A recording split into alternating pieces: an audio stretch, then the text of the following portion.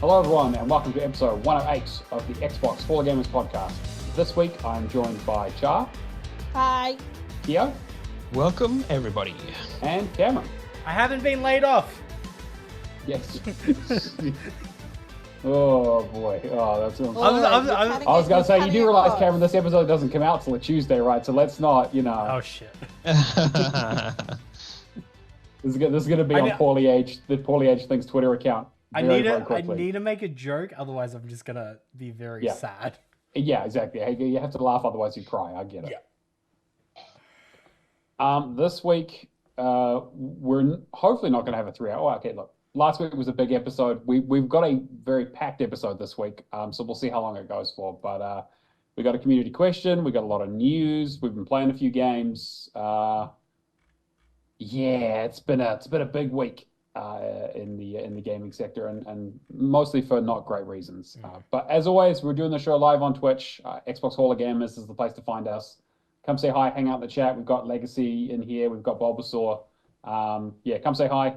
I appreciate the shit talking. Yeah, absolutely. I love it. And we usually get some good questions as well. Hopefully David shows up. He asks good questions. All right, well, speaking of questions, let's get into our first one from our question asker extraordinaire, Isaac. He says, hey guys, which will you do more of this year? Play more baby games or get more achievements from difficult games? Hopefully that makes sense. We can revisit this at the end of the year and see if you guys were able to guess correctly. Thanks for taking my question, Isaac. Okay, now, Isaac, firstly, you're going to have to be in charge of that because we're not going to fucking remember. I was going to say, we're holding him accountable circumstances. right now. Yep, I think that's the right thing to do. That is your job. Yeah. Questionnaire extraordinaire plus. Yeah. Plus auditor, I guess, apparently. Yeah. I'd especially take into account that I don't do baby games. Like, I have not got a single baby game on my tag, actually. So correct me if I'm wrong, because I'm gonna do some digging. Because the problem is that I can't tell what is a baby game sometimes. So yeah, I just see people unlocking them, and I'm just like, oh, okay, well that must be a baby game. So you see, hey, Rapture's got a bunch of things in the completions channel this week. And you're like, also, okay, if I need some tips, then yeah, exactly. Yeah. I don't know. What are you guys' thoughts? I mean, I guess we can maybe make this a bit more general and say, like, what are your thoughts about what you're going to be playing this year? I know, Cameron, you've got some thoughts about some themed stuff for the community and what we want to do there as well. Well, I mean, like, I guess starting off the year, I discussed the idea of of us essentially doing themed months and then maybe doing like a Game Pass book club kind of idea. And in preparation for like February, I've just been playing racing games, and I've already, like, I knocked out the Crew series completion minus the 360 because I don't think that's going to get done. Really, it's not working. Yes, Ubisoft. There's a few issues at the moment. And then I've just been like, I got Hot Wheels done. I'm working on Need for Speed Rivals, so I'm getting through backlog. I think I'm probably going to go for more difficult. Like, I want stuff that's going to be. I'm gonna definitely hit my 1 mil. I'm way too close now. It's gonna get done probably sometime in Feb. Other than that, I kind of want to just get big games done that none of us have really touched. Like, I know Xbox Cast before I've done like Cyberpunk, but I don't think any of them talked about getting through the whole story. From memory? Yeah, okay. Yeah, I have Cyberpunk sitting there as well, actually, untouched, so... I also have it, so that is an option, and I have been wanting to play it for a wee while. I did, like, start it, but that was when it first came out, and then all these updates happened, and I'm probably just going to start from scratch anyway, so... I mean, I'm happy to talk through, like, the themed months that I have, like, as a rough idea. You know, like, as long as the viewers understand that, this is still very much in flux, and we'll see how they go. But and absolutely. Still very much answering the question, by the way. Yes. I mean, exactly. Top of my head though, like, Feb was always going to be racing because of the Crew. Crew I managed to smash out in Jan, so quite happy with that. Outside of that, I was thinking of particular like publisher months, like Ubisoft. I think would be a good one because you get a whole wide range. Your Activision Blizzard, you could do some COD games. Hopefully we could tee that up with some games sitting Game Pass. Be good to like Honestly, I haven't really ever played Spyro that much, so it'd be good to get Spyro all done. Yeah, I'd be keen to do Spyro because I'm still working on it. I'm on the second game at the moment. What else is there? I was thinking RPG month to get something done like Witcher. You're gonna get one game done that month. Yeah, I mean, that's going to be the good thing though. Getting to the end of the month and being like, let me tell you all about like why you should play Cyberpunk. I want to experience. Like, I'm not an RPG guy, but I just want to go into that month full throttle and be like, this is why you should play this game and why the DLC is great. And I mean, I'm assuming at this stage. Sure.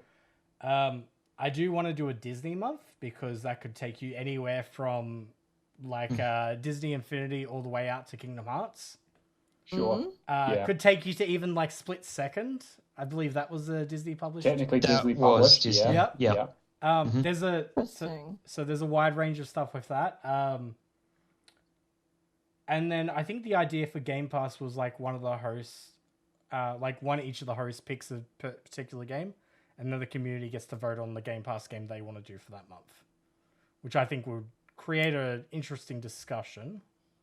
All right, guys, get ready to play Persona 3 Reloaded. It's going to be a good one. Oh, yeah.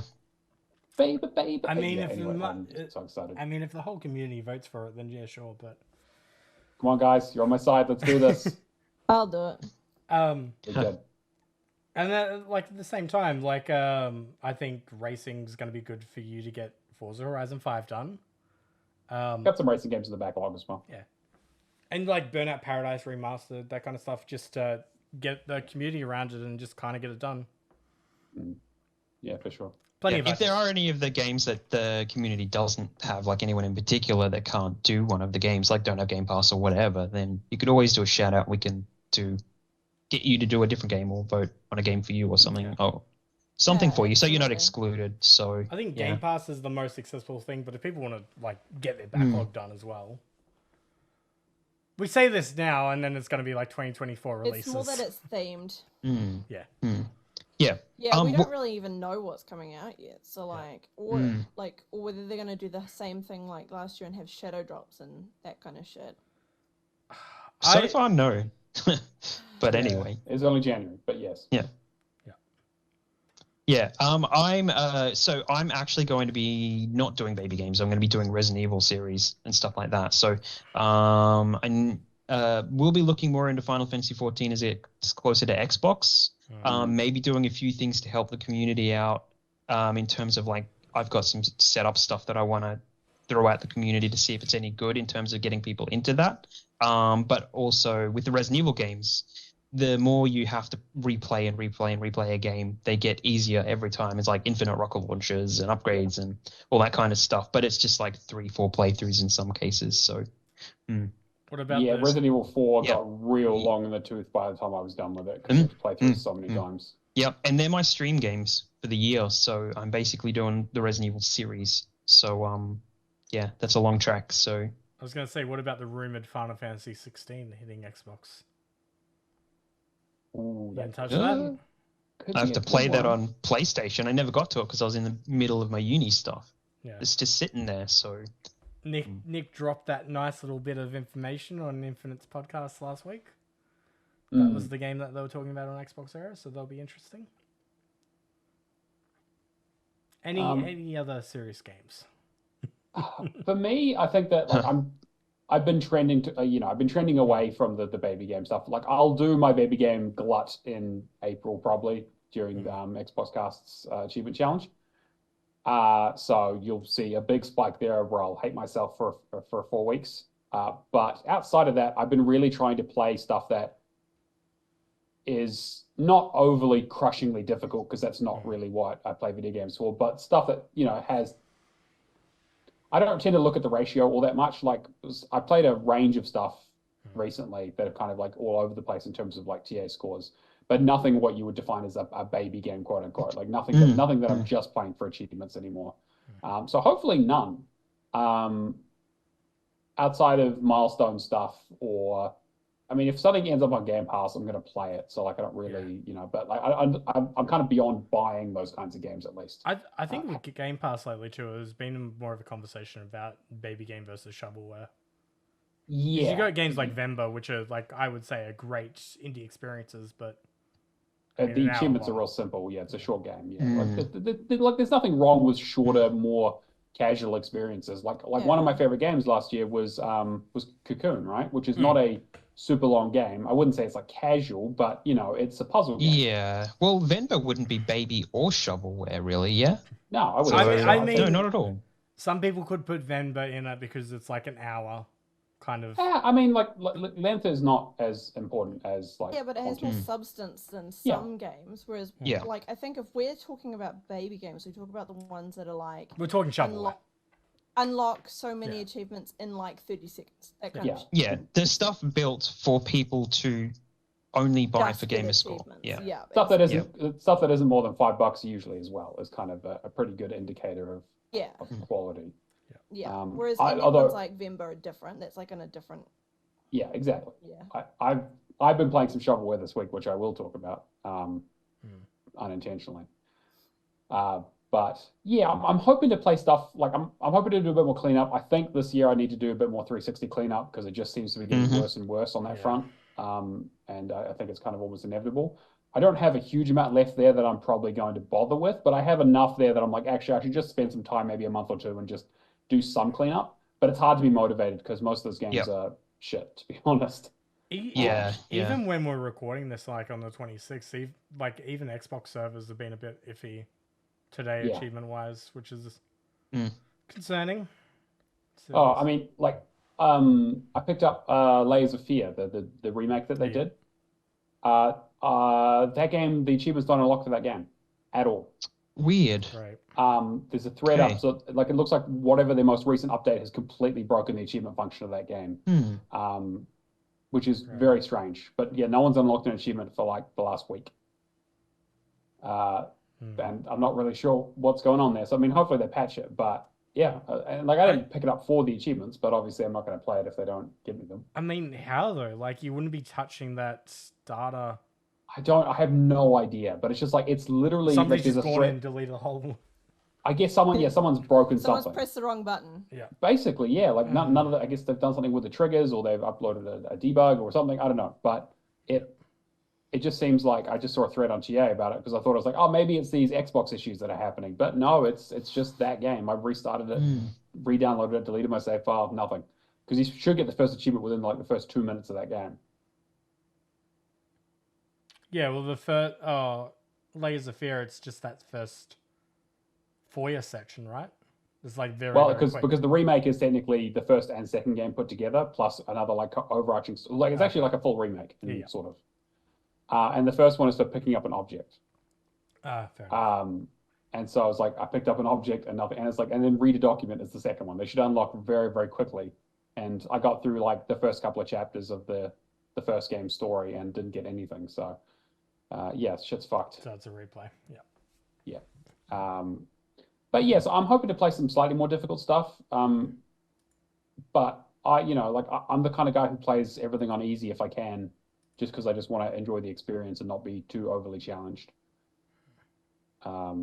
So depends on what you define as baby games, but I'm probably not going to be pushing myself too hard. Having said that, like I enjoy a good competition every now and then, like the whole Forza thing is a great example of something I wouldn't normally play.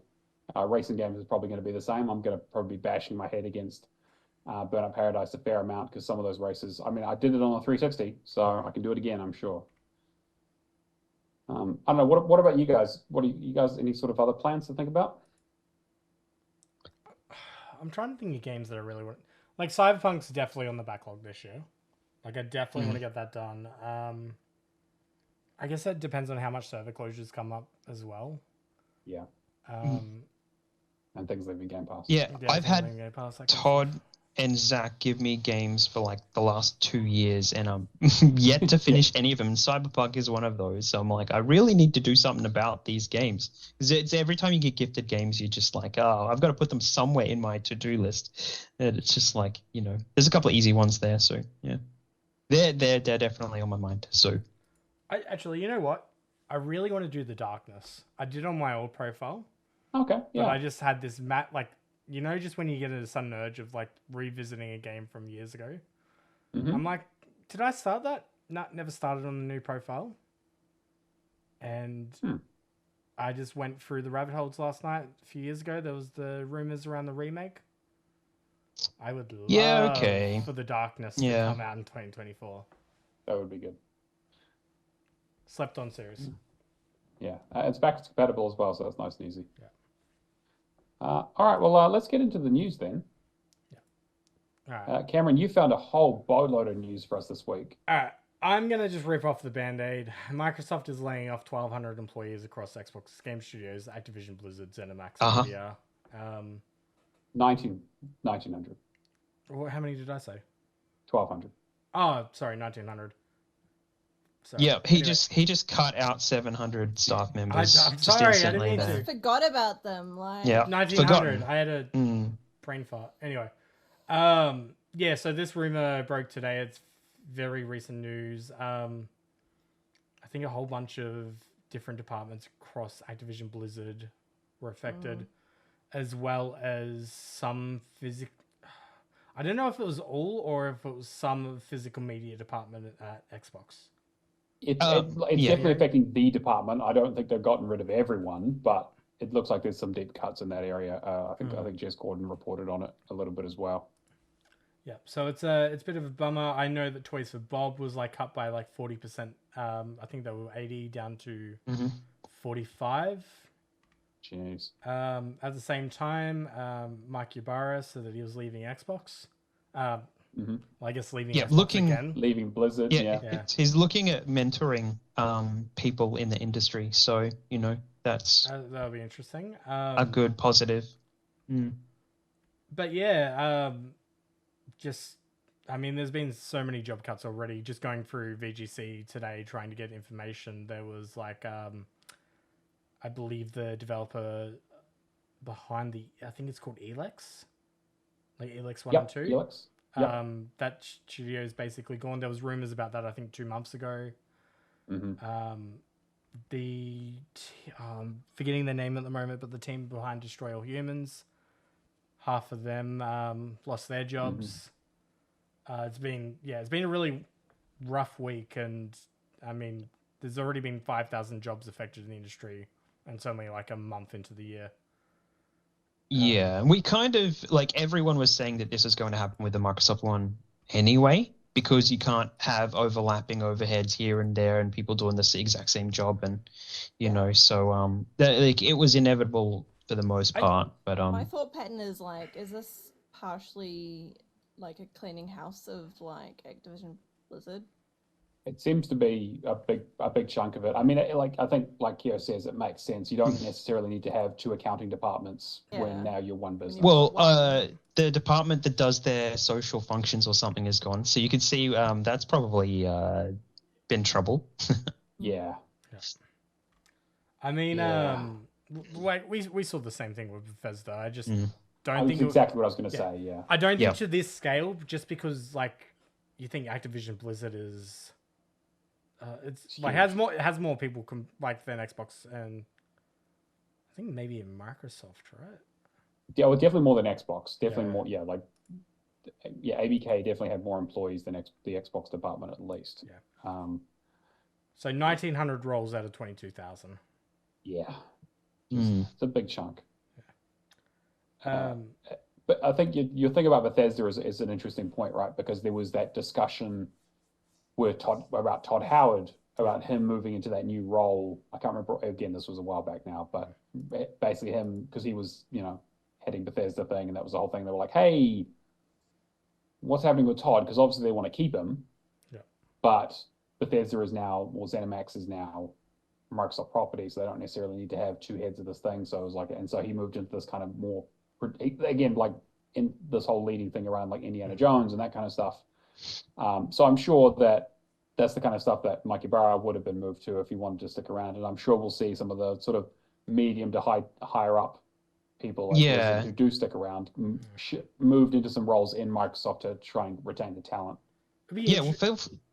Sorry, you go. I was gonna say they said they were doing that like a few weeks ago with the acquisition. There was 2 roles that were leaving. Mike wasn't announced at that point, but there was some heads that got moved around because the whole discussion was around the round table. There's nobody like really prominent in. Like you got prominent people like Bobby Kotick that are now left, but you wouldn't want him doing a round table because you'd be drawing a lot of hate. Because everyone fucking hates him, understandably. Yeah. It sucks though because like I understand why, like some of these jobs would have cuts would have been necessary, but at the same time there was the whole I guess like leading into the next news article, the survival game IP that they had planned, Odyssey. It was Odyssey, I believe it's Odyssey. I think so, yeah. Yeah, it was Overwatch kind of because it didn't have an official name. thing. I don't think. I think, yeah. Yeah, essentially that whole team was cut because they were working on a mobile engine, and they just like it was a very ambitious project, but couldn't scale it. Well, apparently, I mean, again, this is kind of what I've read, and this is all very new and unconfirmed because I think it's only just gone out today. But what I heard was that apparently they were 6 years into development of that game or something, and they still weren't done. And basically, I think what's happened is Microsoft's gone and had a look at, they have obviously audited everything that was going on in the business, had a look at this and be like, you guys have had 6 years to work on this. What have you got to show? And whatever they had to show wasn't good enough for Microsoft to want to keep the project alive, which. So 6 years is a long time. I mean, like Bethesda works on Bethesda time, and a lot of the games have taken fucking forever. But I don't know how much of that is going to keep going in the Microsoft universe. So if it was a game that was going to be stuck on mobile, then that would have been just not a good idea at this point. I mean, this is all speculation, but there was like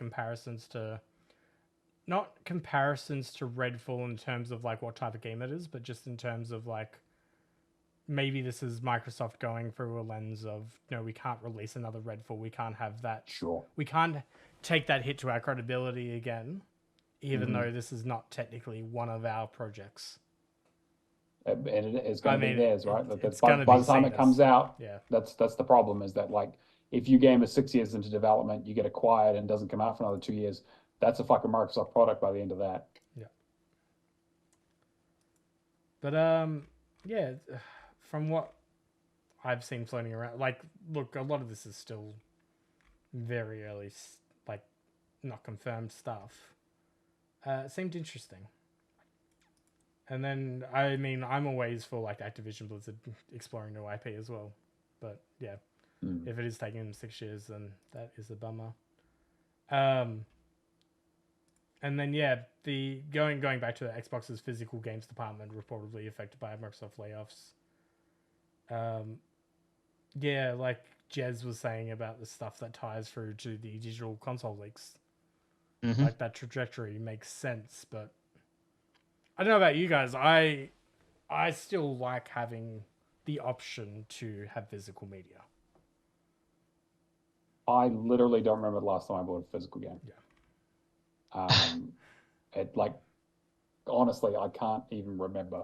The only one I did was Halo, and that was buying it from cash converters. Because it was delisted, right. Yeah, and it's the only place that I could get it.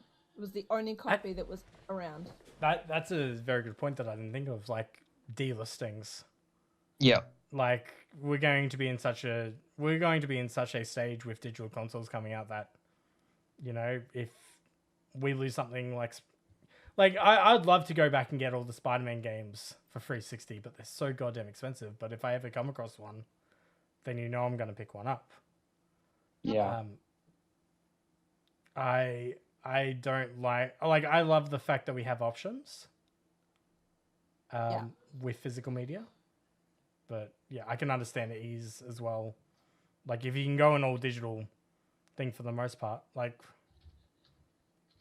Yeah, the physical stuff is.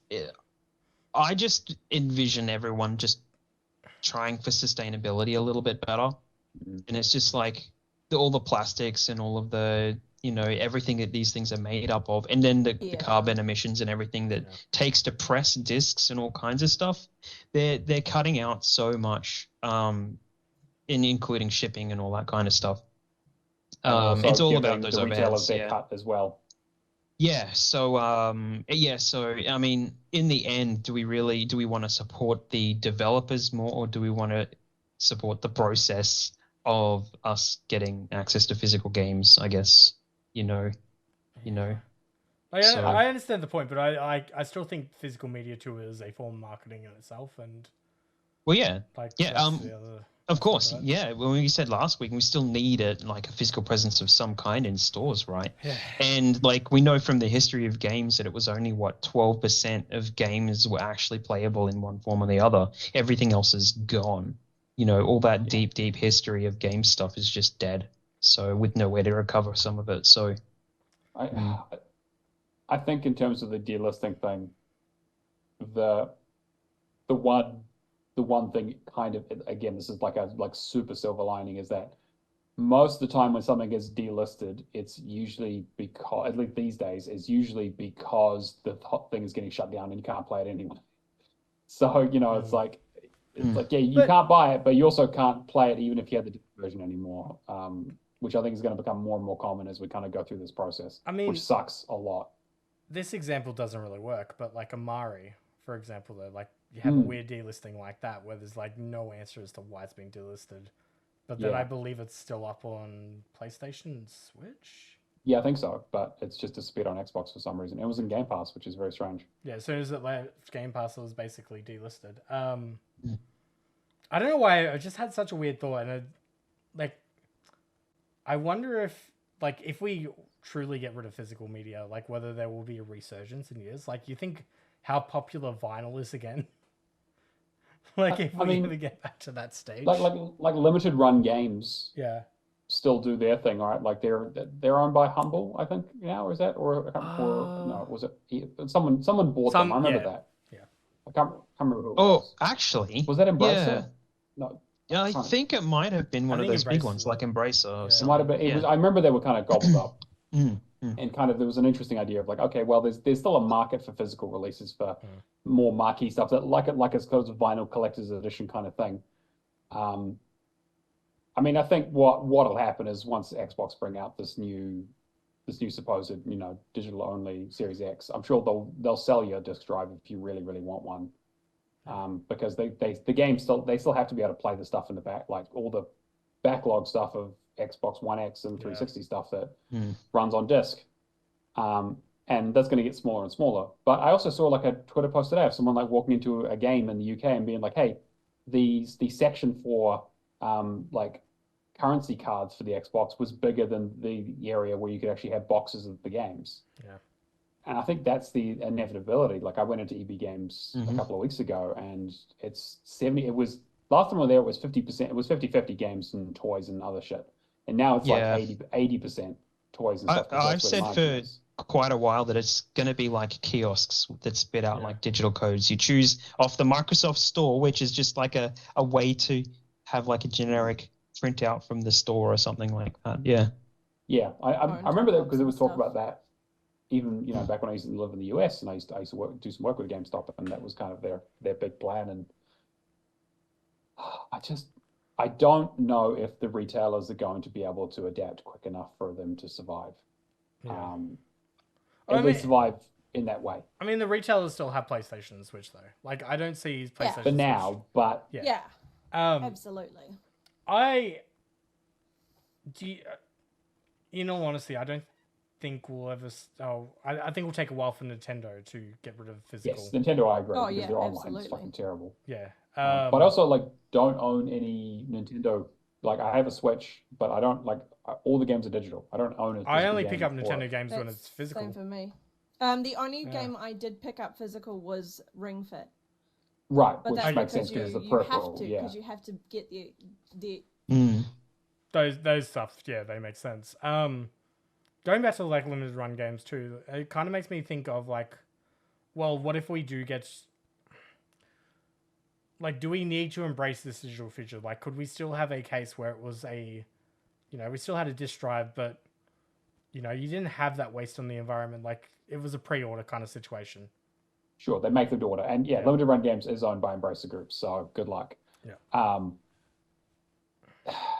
Yeah, well, that's pretty much what they do, right? Is that they try to gauge interest for how many people are interested in a physical. Find out if they can do a run. Yeah, for sure. If there's enough interest to do it, and that's when it's done, and that's pretty much it. Which I think is the only way this is really going to go forward. Yeah. Like that conversation the talk that Cult of the Lamb had when they were talking about Devolver Digital, because they were only digital. They didn't have physical, and they were only. I think they said it was only going to be like 500 copies physical. That was it. Yeah, which is nuts. Yeah. But the other part that we need to think about here is that, we are a very small part of the game buying public. Yeah. Like the enthusiasts might still be interested in physical copies, but I think the overall market just isn't. Not when you can buy digital so easily. So easily, you don't have to stand you get the mum and dad walk into an EB, they're getting like a $50 Fortnite voucher for their kid. Exactly. Yeah. Exactly. And if people are buying 1 or 2 games a year, then it doesn't actually matter. Yeah, that doesn't make that much of a difference. And the 1 or 2 games a year they're going to buy are probably going to be FIFA or COD, right? Yeah. Hey, it's not FIFA anymore.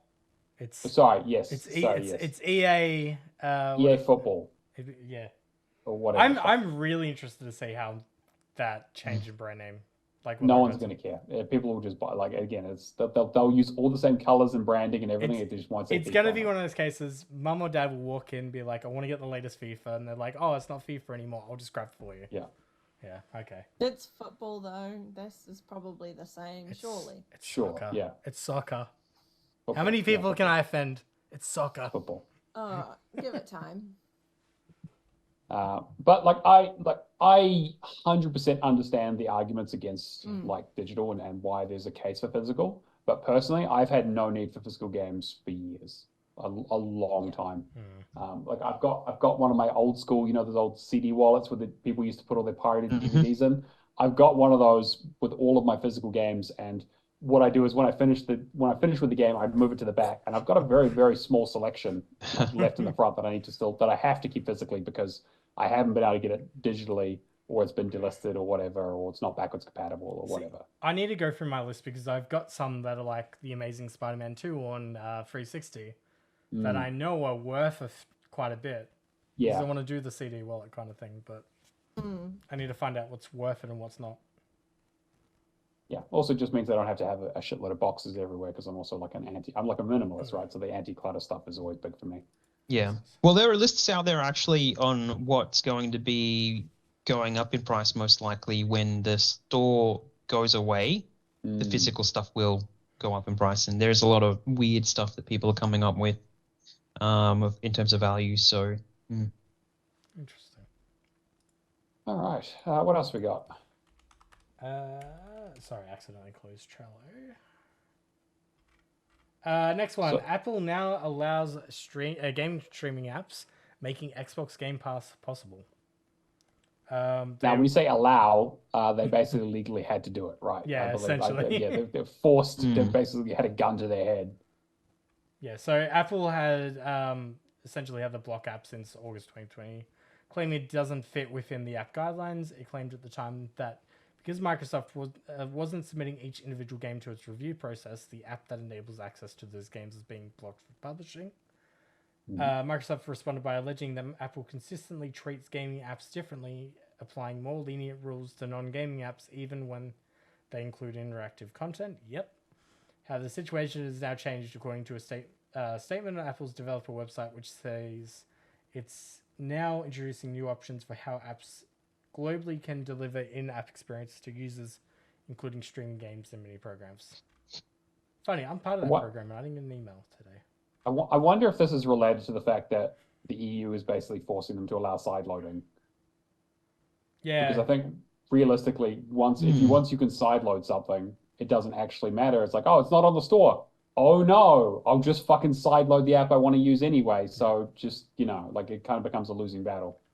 I mean, EU's got a whole bunch of new rules and regulations. There's consent around advertising and all that as well being implemented at the moment. Tell me about it. But bane of my fucking existence. No, I as a consumer. We can have a conversation about this. As a consumer, I'm a big supporter for all privacy rights that everyone should have. As someone who works in marketing, what the fuck am I supposed to do? Yeah. But yeah, just I guess a little bit of quick news for that one. The next one, which I'm not sure that anybody's really talked about this week, Indie Selects. Did you guys say anything about this? No, this is the first I'm hearing about it. All right, so Indie. Yeah, a little bit. Okay, cool. Indie Selects was basically a program that Xbox announced the other day, which will include a curated, dedicated collection in the Xbox Store featuring indie games chosen by the ID at Xbox team, along with support on our social and community channels, and even right here on Xbox Wire. You can find a hub for this under games in the Xbox Stash, while a new collection featuring various channels and rotating themes will go live every Wednesday. The first channel will be featured indies with recent indie games recommended by the ID at Xbox team, and won't feature Game Pass titles since they get their own spotlight in the Game Pass hub. Oh, okay. I love this idea. It's a great idea. Yeah, it's like kind of a curator kind of thing. Yeah. Because obviously, like a lot of the whole conversation, probably the last year or two, has been like, if you're not in one of these streaming services, what chance do you stand? Like, do you have standing out as an indie? Going to see you. Yeah. And what was the program back in 360 names? Like Summer of Arcade, right? Summer of Arcade. It's basically like that kind of idea, like promoting. Yeah, they've also tested some of this stuff, like with the diversity games and all that kind of stuff, not too long ago. So those pages might even still be up. I'm not sure. So some of the themes they've got at the moment is like games to play with your cat, which they got like Stray at the top of that. They got games from around the world with Raji, and then indie games to wishlist with Lost Records. Got other ones like games that need a laugh track, games for even evil villains. So a lot of experimenting with this one. I really like this idea. I think the more publicity that these indies can get, the better. And then even being able to like select games available for pre-order is great as well. As long as it's not the same people that do the games for achievement hunters sales. Yes. Because the amount of games with broken achievements and shit in that list is like, no one's going to start this game. I mean, if it ends up in this list, you just send Chris Charler like a friendly email being like, dude, what the hell is this? But yeah, I think it's a great idea. I guess my big question is, how much are they actually going to promote this over Game Pass? Because, we've talked about how you're like exactly right. Like if you're not in Game Pass in the indie space, you need to be really lucky to even get a foothold. And most of the time it's, hey, like it was like, hey, thing got added to Game Pass. Now's the time to oh, this exists. This was on Xbox. It's on Game Pass. Oh shit, I had no idea. Yeah. Well, I guess the conversation with that is, I guess, how much of our community, like, how do we do our purchasing? Do we do it through the website? Do we do it through the store? Because if it's prominently displayed in the store, I think that's a great thing. I also haven't looked at the store in a long time either. Yeah, that's a good point. Yeah, I only look at games that I'm interested in buying on the website. Yeah. I don't go through the store because I find the store too annoying. So I only use the store when I'm trying to get a game that I have already purchased and I'm wanting to find it to download it. Yeah. If I can't find it in my list of games. Yeah, I had that same issue this week as well. Yeah. So like that's the only time I will go into the store on my Xbox itself, just because I find it so frustrating to use. Yeah. But like if there was something that showed it or displayed it as a category on the main screen, that would be fantastic. Like that would be really cool because I'd quite like to see that. And I do sometimes like to see what's coming up. Yeah. So I'm probably I'm probably the worst person to ask this question for because I check the IGN upcoming list. I'm in all those circles where if a cool indie's coming in, I'm probably going to be the first person to know about it. In most cases. Yeah, like the part of the reason I don't do that is because I hear it from you because you usually have really good. Yeah, exactly. Like word of mouth in our community has been the best place for me to learn about all kinds of fucking games. And currently, that's what indies go off, right? Word of mouth, that people are going to spread that they have this cool game. And I'll use the Space for the Unbound for an example. Like, would you guys have heard about that game if I hadn't mentioned it like prior? Not at all. Not at all. I mean, like, and I really enjoyed their previous game. I mean, I did play it for the easy achievements during the achievement challenge, but I really, like, it was a beautiful game. Yeah. And I played a Space for the Unbound. I'll talk about it a little bit later on, but yeah, I love how they great reference example. it too. Yeah. Like their previous work. But yeah, I think this is just a great news story. There's not really much else to say than that, but I'd be very interested in the community, just like if you discover any indie games through this, like what they are, and tell us. Yeah, let us know. Yeah, make it viral. Maybe I do an indie month. I'll wait till Indiana Jones comes out and we do an indie month. Indie month, jeez. You're finding lost relics. Yeah, exactly. Find lost relics. That's 100%. We can do theming. We got this. We'll do an activation. It'll be great. I mean, we work in marketing, baby. Yeah, exactly. I'd also love to hear from the community. Like, how often do you guys actually use the store and like browse the categories and that kind of stuff versus just kind of what we're talking about here? Because we are kind of in a bit of a different position from other people. So I'm very curious to hear both from our community and maybe elsewhere what the general consensus is around this kind of stuff and how useful it actually will be. And like what kind of visibility you'd be expecting if you hadn't heard about it on this show, for example. Yeah. Talking about indies, I thought this new...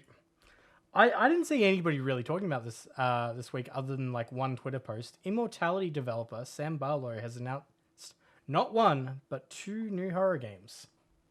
Right. So yeah, basically there's Steam pages that went up, heavily redacted, like, the white bars across the text with like little... Yeah, cool. Just descripted as Project C and Project D. With Half Mermaid CEO sharing a few more details about the games, which will see him returning to the horror genre in an interview with Kind of Funny. Obviously best known for like her story, Telling Lies, Immortality, which I believe just recently hit PlayStation as well. Yes. He was also designer for Silent Hill Origins and Silent Hill Shattered Memories. One of them is in the tradition of Immortality, building on some of that tech but going in a cool direction with Project C. I think you look at the Steam tags, you can see that it's horror, sci-fi horror. It's a very cool premise. It might be like the chunkiest mechanic we'll come up with this kind of non-linear space. It's a cool little puzzle box. And then the other project, Project D, is for old school fans that played Silent Hill Shattered Memories back in the day. Third-person survival horror game, but like take that and then imagine what happens if the Immortality team fuses it with a third-person survival horror. I think Shattered Memories was a retelling of the first game. It was in a really it was for the Wii, I believe. Yes, it was. I never played it. PS2. Yeah, because I remember it had all the motion control stuff. Shattered Memories is, as someone who really enjoys Silent Hill, Shattered Memories is great. It's a very interesting retelling, but in a way that kind of works like thematically. So it's not just a strict retelling in the like, to explain more gives away the kind of underlying idea. But I mean, like, I really enjoyed like Sam Barlow stuff. I really enjoyed her story. Telling Lies, I thought was okay. Telling Lies just felt like a little bit more experimental, like finding which is fine. But Immortality was fucking fantastic. I love that. Yeah, it was great. Except for that one fucking scene with the scissors that you need to get, which was so fucking annoying. Oh yeah, that was the same one I had trouble with. Yep. Exactly the same one. Mm-hmm. Yeah, because it's only like the last thing I needed. Yeah, because it was like a B shot of her cutting the thing, and it was like, it was almost impossible. You just had to keep clicking on the fucking scissors to try and get it. It took forever. Yeah. I reckon. What do you reckon? He's chasing Kojima and his new OD project with his weird horror stuff. Maybe he's trying to audition a little bit here. Maybe absorbed into the studio. I mean, like, I think even like this Project C sounds more like a regular Sam Barlow project with a kind of it does, which look great. Like, I'm super on board for that. Project D, I'm very interested to see, like, because like all of Sam Barlow's game, like very little of those. Well, I don't know. It's so hard to tell with like who's working on this game or how big is the team. What's the scope for a game like that? Is it going to be like a small, like little 10-hour third-person horror game with some kind of weird meta narrative stuff? Because like if so, like I'm all for it. But like I don't think this is going to be well, again, like they reference Silent Hill. We haven't had a new one of those in a long time. A good one, I should say. We're going to get to like 2026 and have a whole bunch of Silent Hill related stuff Great. going on, aren't we? Totally on board. I mean, not us. Like Bloober Team's going to do the PlayStation. Yes, true. Yeah, well, they've also recently did that TV series thing that was really weird. The interactive one that we shall not name. I can't even remember the name of it. So. No. It's actually a Silent Hill episodic thing they did. But it was very much inspired. Same kind of thing, right? Yeah. Same kind of thing. Black Mirror Bandersnatch. Yeah, that was the kind of the impetus, the idea to make a sort of interactive TV FMV thing. And apparently it was awful. I heard somebody say there were microtransactions. Yep, there were microtransactions and there was kind of some weird streaming thing going on. It was like it died a death. Yep. Bloober Team's on the new Silent Hill stuff, so arguably we may or may not actually see a good Silent Hill game, or at least broken achievements, right? So, well, I mean, Silent Hill 2. I mean, like I love Silent Hill 2. I don't know if it's enough to make me go buy a PlayStation, but yeah. Just wait till it comes out on PC. Yeah, that's actually you're right. That's the right move. No, it'll be fixed by then. Well, I mean, the best thing that the recent gen has done for games is if you try to play Division 2, the fact that they added so many more atmospheric effects that you couldn't see through some of the hazes and stuff that they put on the screen. I mean, that problem that they had with the PS2 with Silent Hill 2, where the haze basically had to go away with the rendering upscale of the game, they could really lay on the effects now when they couldn't do it before. Like it's a proper remake, so like they're actually. Yeah, they're not at least constrained by the source code. No, but yeah, I'm very, very excited. I love Sam Barlow's work, and I love survival horror. So I think this is a match made in heaven. And sci-fi horror, hell yes. What is Sam Barlow's team called? Half Mermaid, isn't it? Half Mermaid. Yeah. Half Mermaid's the publisher for this stuff. Oh right, really. Is he just the dev? Like, obviously he's the dev, but like, is he going under his own name? I think so. Yeah. I mean, everyone was like Sam Barlow's first story or whatever. So I was like, okay, but yeah, I don't know the specifics. All right. Let's move into the next story with something I want to complain about. Palworld has surpassed Counter-Strike's concurrent player record on Steam. This is the game of the year, Cameron. They not even a month in, and everyone's all about Palworld. This is definitely going to stand the test of time. This was like 3 days ago. It's already sold like 8 million units or something crazy like that. Man,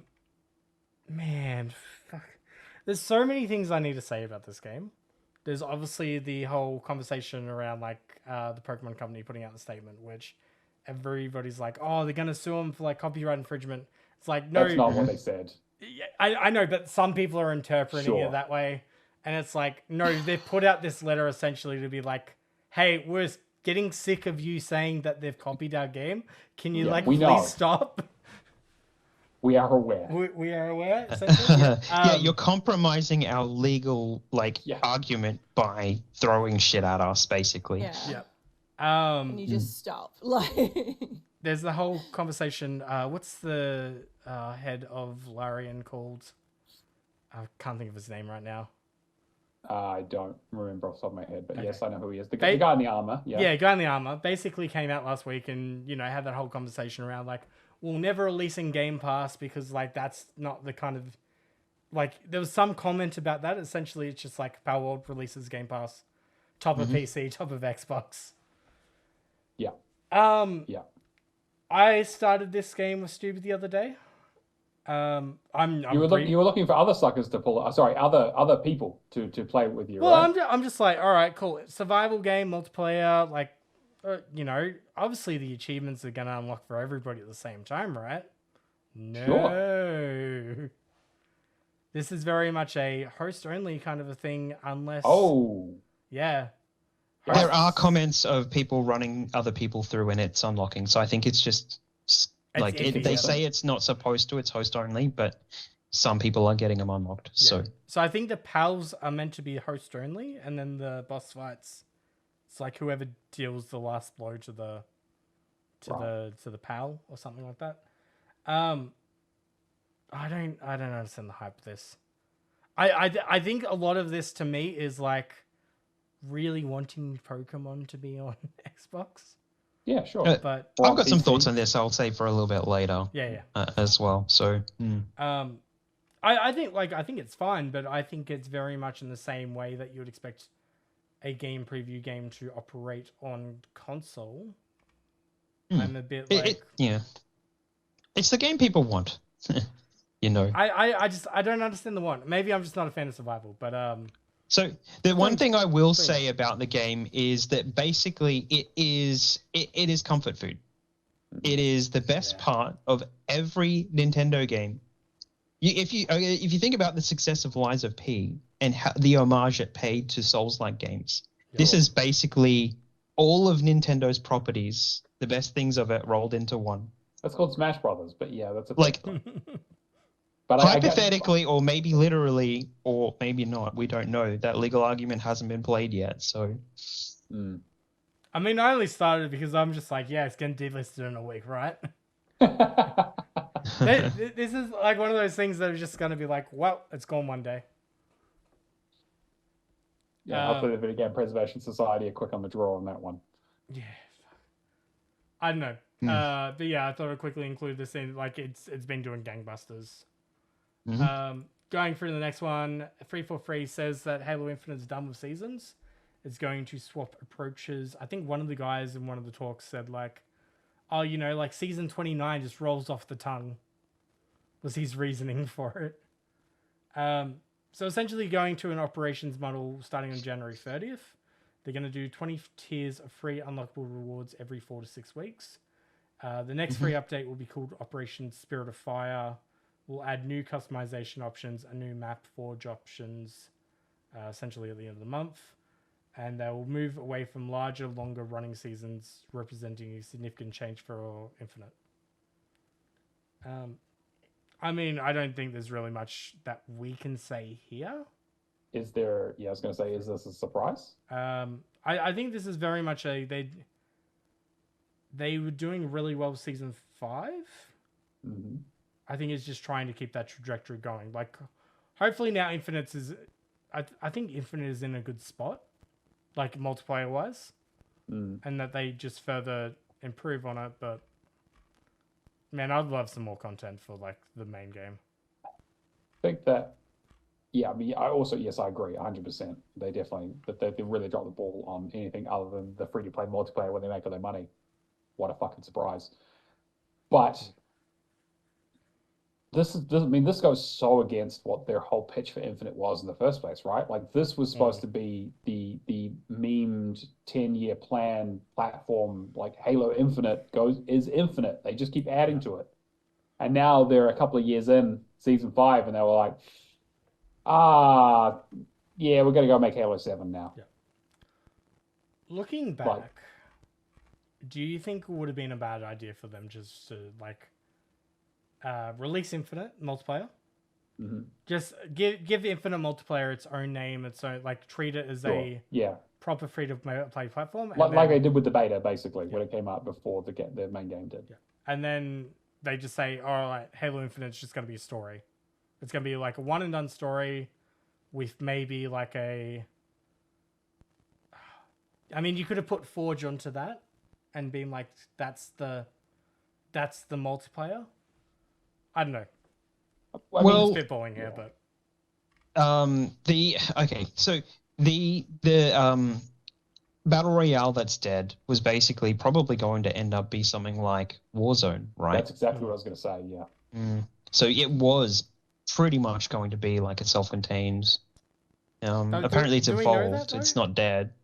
No, we don't. No, we don't know anything about it. The most recent thing that's come out is that it may have changed. I think Nick was saying last week on whichever podcast, this one or the two others that he was on, was saying basically rumors it's changed forms. Yeah, they're probably not going to throw out all the work, right? But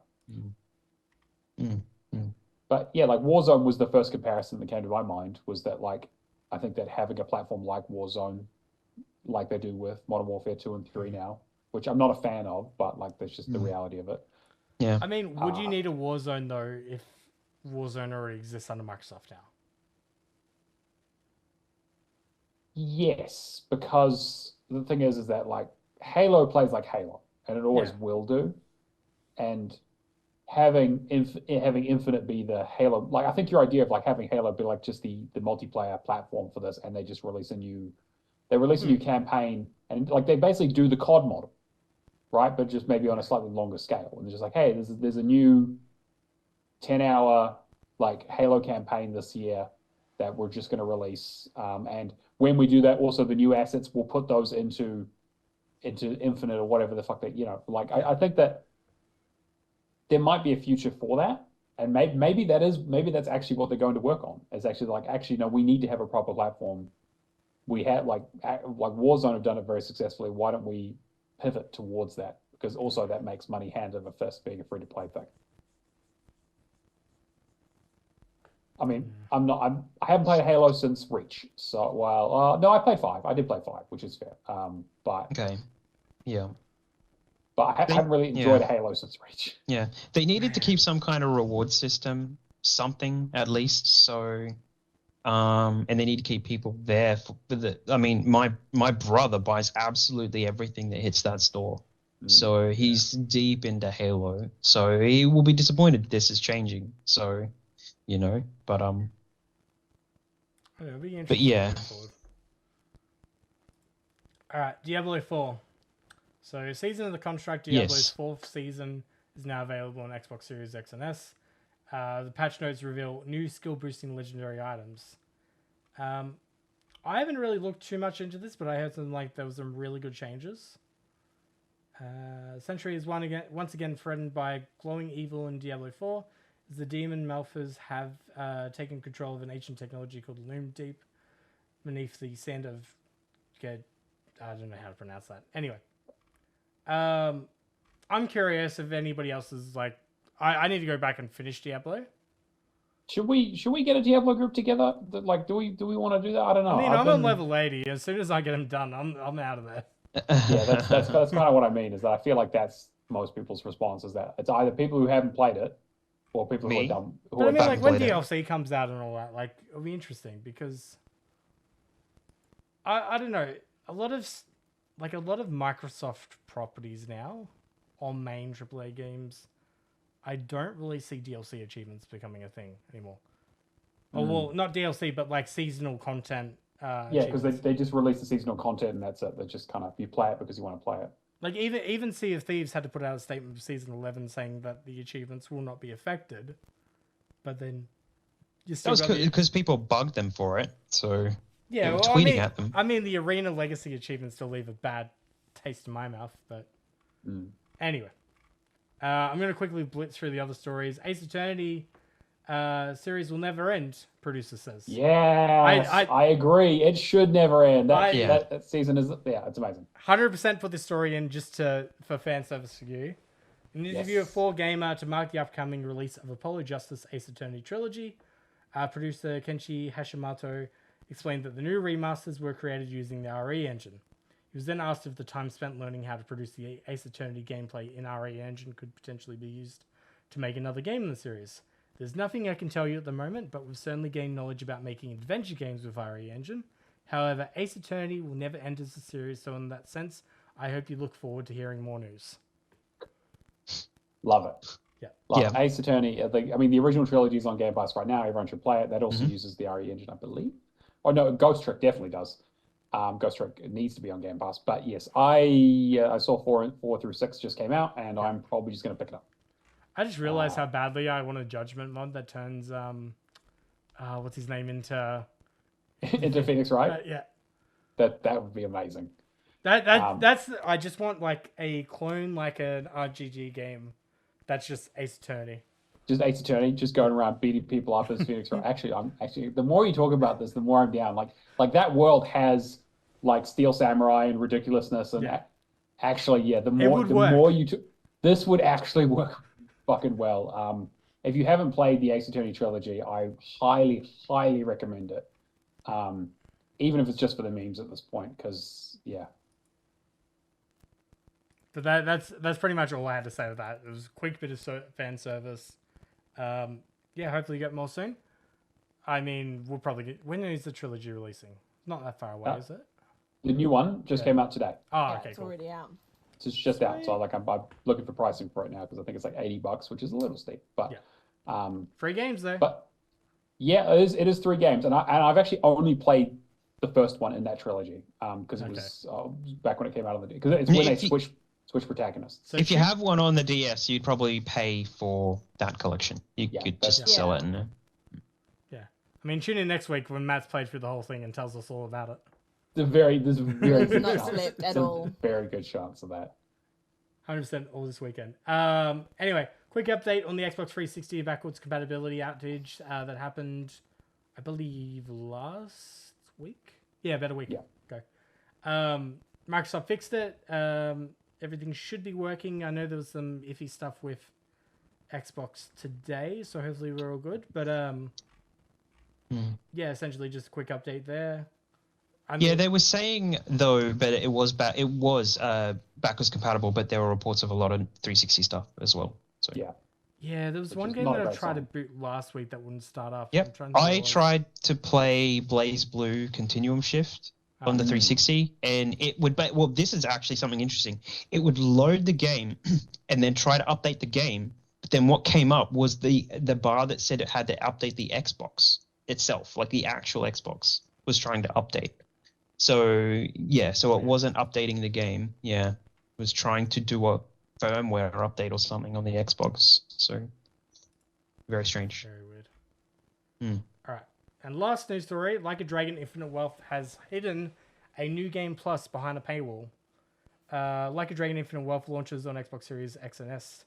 I believe January 20th. Yeah, today. Cool. According to its pre-order page, you will need to purchase a premium edition to access the new Game Plus content. I believe there was some discourse about that because I think there is an achievement tied to New Game Plus. There's an achievement. There's a DLC list for it. Yeah. Ah. Okay. So it is actual DLC. I guess, but So, how do we feel about this? Fucking scummy. Don't like it.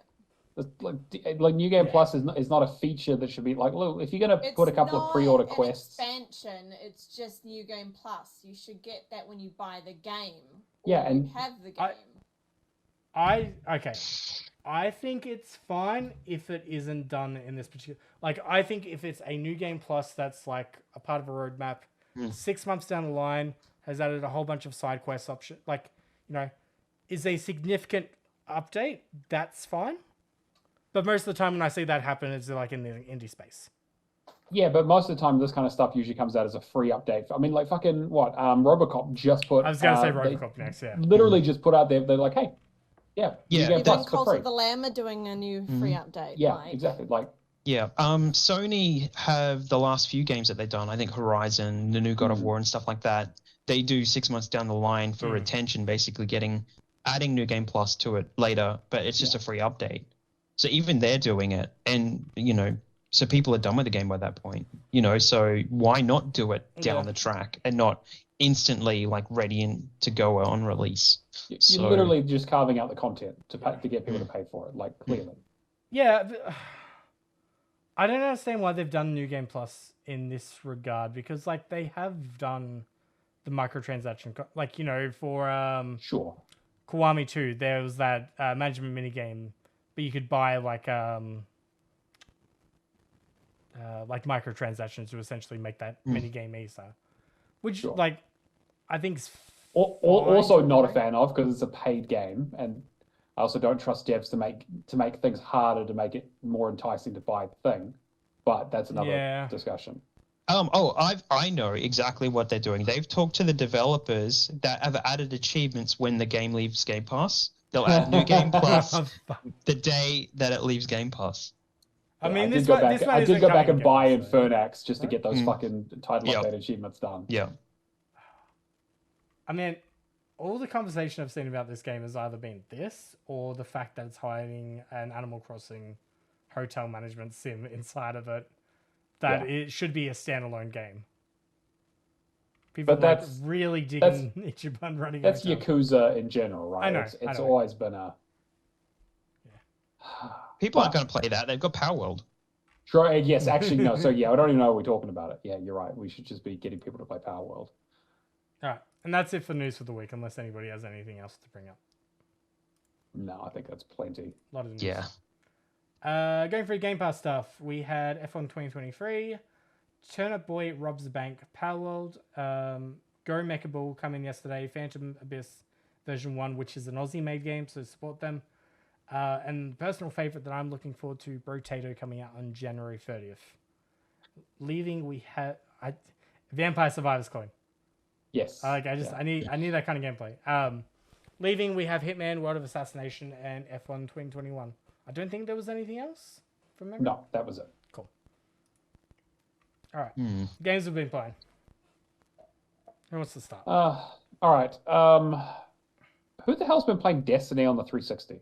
Me, I have. And you know what? I found people in-game, and I added one as a friend. The other person, their friends list was full. So I'm like, God. I'm getting sick of playing this damn game by myself, Cameron.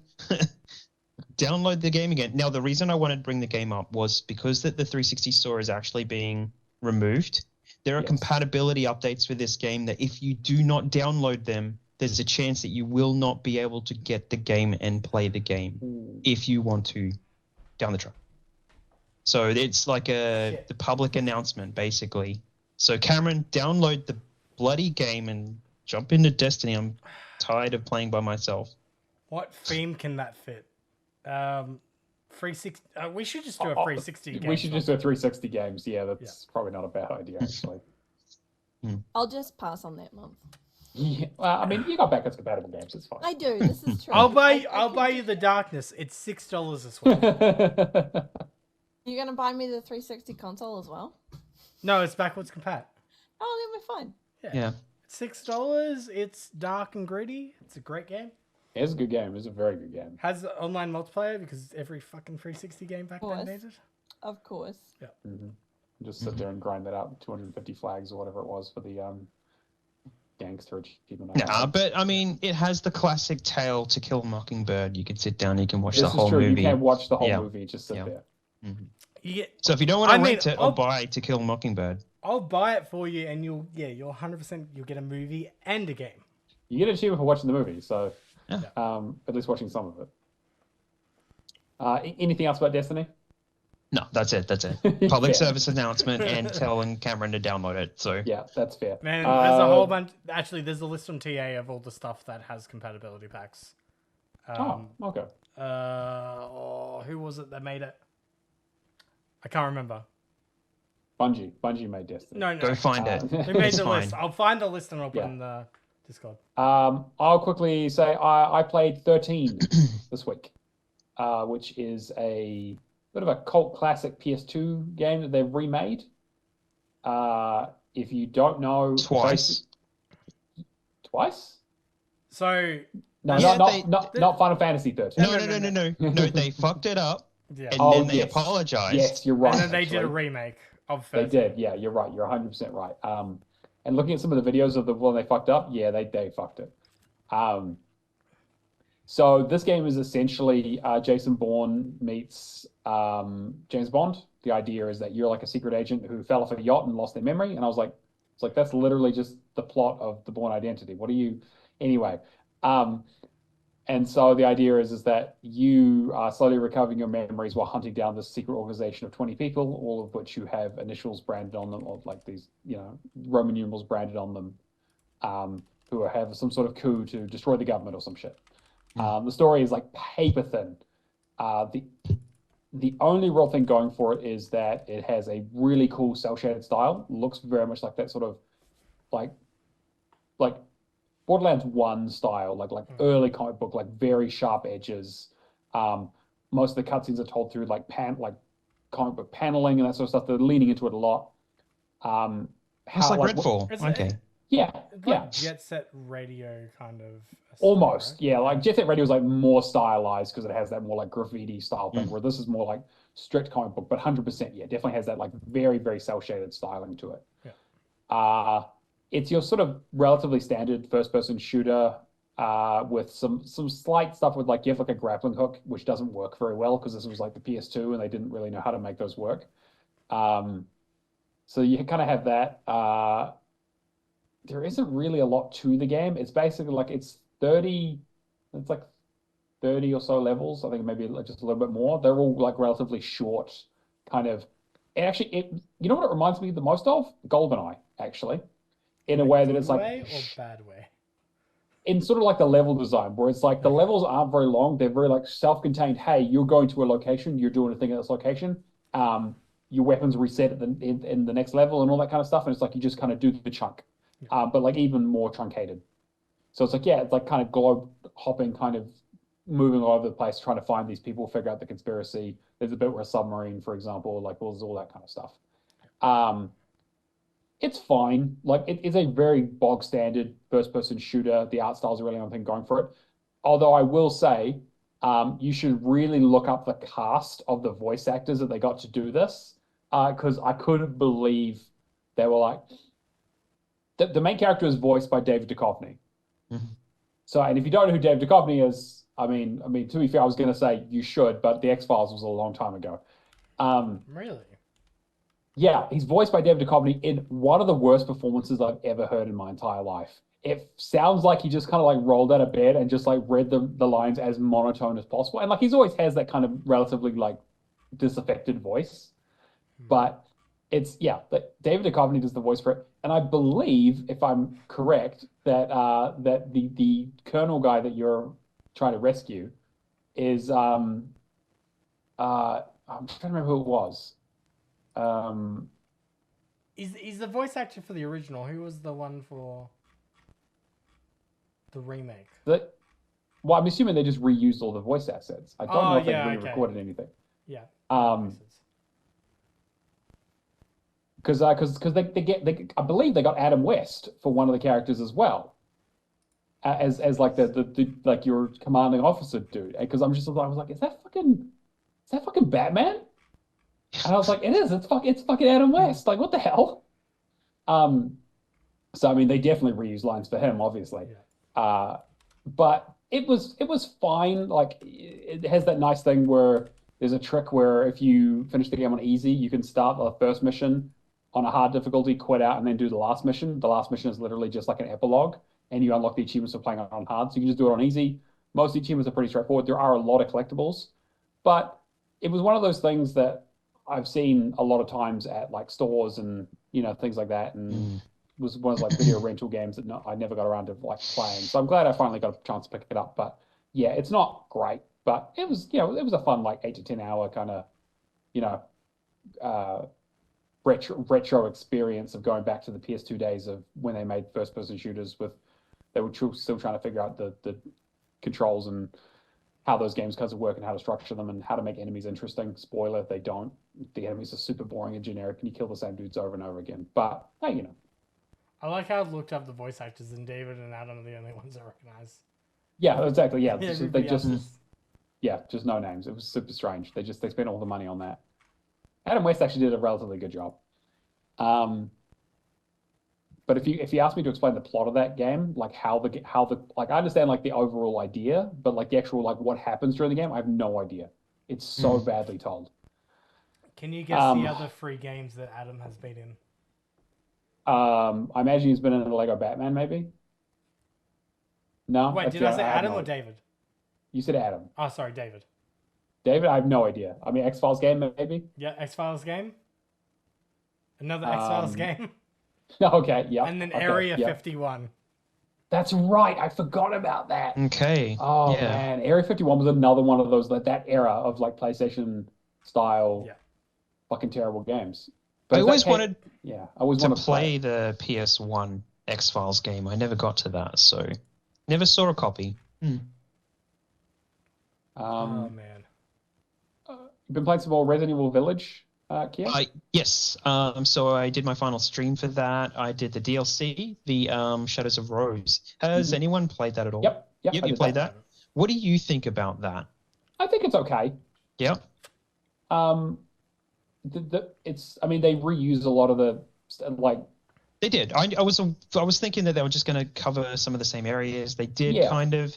A little bit. They kind of shoehorned in the story to kind of explain to kind of fill the gaps with some of the explanations, but then made it more confusing, and then did a cop out by making it exactly the same ending as the main game. The main game, yeah. Although I think that this is, but like I think they're trying to maybe lay some groundwork for whatever comes next. I think is the plan. Yeah, they are. Yeah. Considering, I mean, no spoilers, but considering how the 8th game ends, with it's quite like, oh, okay, so what are you going to do for 9? Because, yeah, I don't know. Yeah. So, but overall, it felt like a trilogy kind of setup. It does, like 7, 8, and 9, and you know, depending on how certain things that happened in 8 means that certain things can't happen in 9. Maybe, but this is Resident Evil, so who the fuck knows? Yeah. So overall thoughts of the game is just like it really wasn't as good as 7, I think, all up. So just like, I think I said this last week though, like it just, I felt the world a lot more lived in 7, and I don't know what they would like. I really liked the locations in this. It was really, really solid, but yeah. So, and the Shadows of Rose stuff has some really, really good parts. Some great content just in amongst some of it to do with dolls and all that kind of stuff again. But yeah, so that was it. So I'm moving on to Resident Evil 0 next. So I'm going back in time to the GameCube release. Not on GameCube, I'll just play it on the Xbox. So. Very curious to hear what you think about it, because I do have I have played it. I've got the original GameCube version of 0 and 1. So I played them before. But yeah, so but No, I do not have the controller. So, but yeah, I'll go and I'll give my thoughts on that when I play the game down the line. So Resident Evil 0 is the chainsaw controller, right? No, that was 4. Ah, okay. Mm-hmm. That's the one I was thinking about. Damn it. Mm-hmm. Yeah, I knew what you were thinking about, but so it's like one of the sickest controllers I've ever seen. But yeah, done with that. Moving on, and that's it. Watch my streams. Cameron, you've been playing Need for Speed Rivals? Yeah, so what's the best way to describe it? So essentially you're going through very similar to like the old PS2. Yeah, it's that kind of game. It's very similar to like the old PS2 games where you're either a racer or a cop, and essentially you're just working through assignments all your way to rank 60. It's very much just about the gameplay. I've kind of figured out the interceptor mode where you just take down a cop is like the easiest. And then you essentially just do cleanup. I've done up to rank 21 with the racer storyline. I've nearly done the cop one. And then essentially it's just going to be like blitzing through that. There's not really much, like it's very much like that Hot Pursuit kind of map where you'll do races as you go along. But then cops will interrupt. Like I did the final Grand Tour race last night, and the cops got me like at 90% of the way through. It's like that annoying kind of bullshit gameplay. But yeah, I've just been working on this most of the week. Okay. Just to clear the backlog. Yeah, it's part of EA Play, right? So I could part play of it, I suppose. Maybe it is. This would be one of the ones that I would tend to like. Unbound kind of has a storyline to it and has nice racing mechanics, just shit music. Whereas this was like during that Xbox One, we're going to like soft reboot the series kind of stuff, and it doesn't really work. Very arcade racer with nothing really attached to it. Sure. Yeah, okay. Yeah. All right. Char, I want to hear about Baldur's Gate. Yeah, I've been waiting for this. Oh, you want to hear about the exact reason why I learned today that it definitely is my game of the year for last year? Is it the tentacles? Is it the tentacles? No, it's not. I have a suspicion as to what this will be, but yes. Depending on how far you've got to. So I've literally only just made it through into the the Underdark, and I found these amazing mushroom people, and I'm obsessed with them. I want to make them all my best friends. They're amazing. But at some point earlier on in the game, I found a dog. Oh, yes, okay, yeah. And it happened to be at the moment that I had used a scroll of Speak with Animals. So I learned that the dog was like sticking by his owner, and his owner was clearly dead. But I offered the dog to come back to the camp because I was like, surely they can let us have pets. They would not let us have a game that is D&D and not let us have pets. It would just be cruel. So I have a dog at my camp now called Scratch, and he's really cool. And I learnt today that he has a ball. Yep. And he gives you a ball, and you get to throw the ball, and he goes and gets it and brings it back to you. And you get an achievement for doing it. Yeah. Yeah. Yeah, fuck D&D. I'm just going to play with the dog at camp. No, I'm just going to play with the dog. I'm just going to sit in my camp, like, screw long rests. I'm just going to throw this ball for this dog to go and catch. It's like, hello there, adventurer. We need you on this journey. Just like, no, cut, dog. Oh, fuck the mushroom people. No, dog. But every time I go to the camp, I now pat the dog because I'm like, I have to now. It's part of the ritual. You go and do your long rest. You pat your dog first. Yeah. Absolutely first thing you do. You played Hades to train for this. Yes, exactly. And it was like a big 3-headed dog, got used to doing that. The one time I don't have it behind me. Fuck. I'm very pleased with this. It makes me very happy. That, and I love the gameplay. It's really interesting though, because the 2 other people in my house that play it have played it on PC. One played it with an Xbox controller through Steam, and the other played it just as a PC. And someone said to me today, like, how do you find using the controller? I'm like, it's fine. It's like any other game. Oh. Yes, For all the audio listeners, I'm holding up the 3-headed dog. Serby. It's Serby. Yeah. Very cute. Yeah.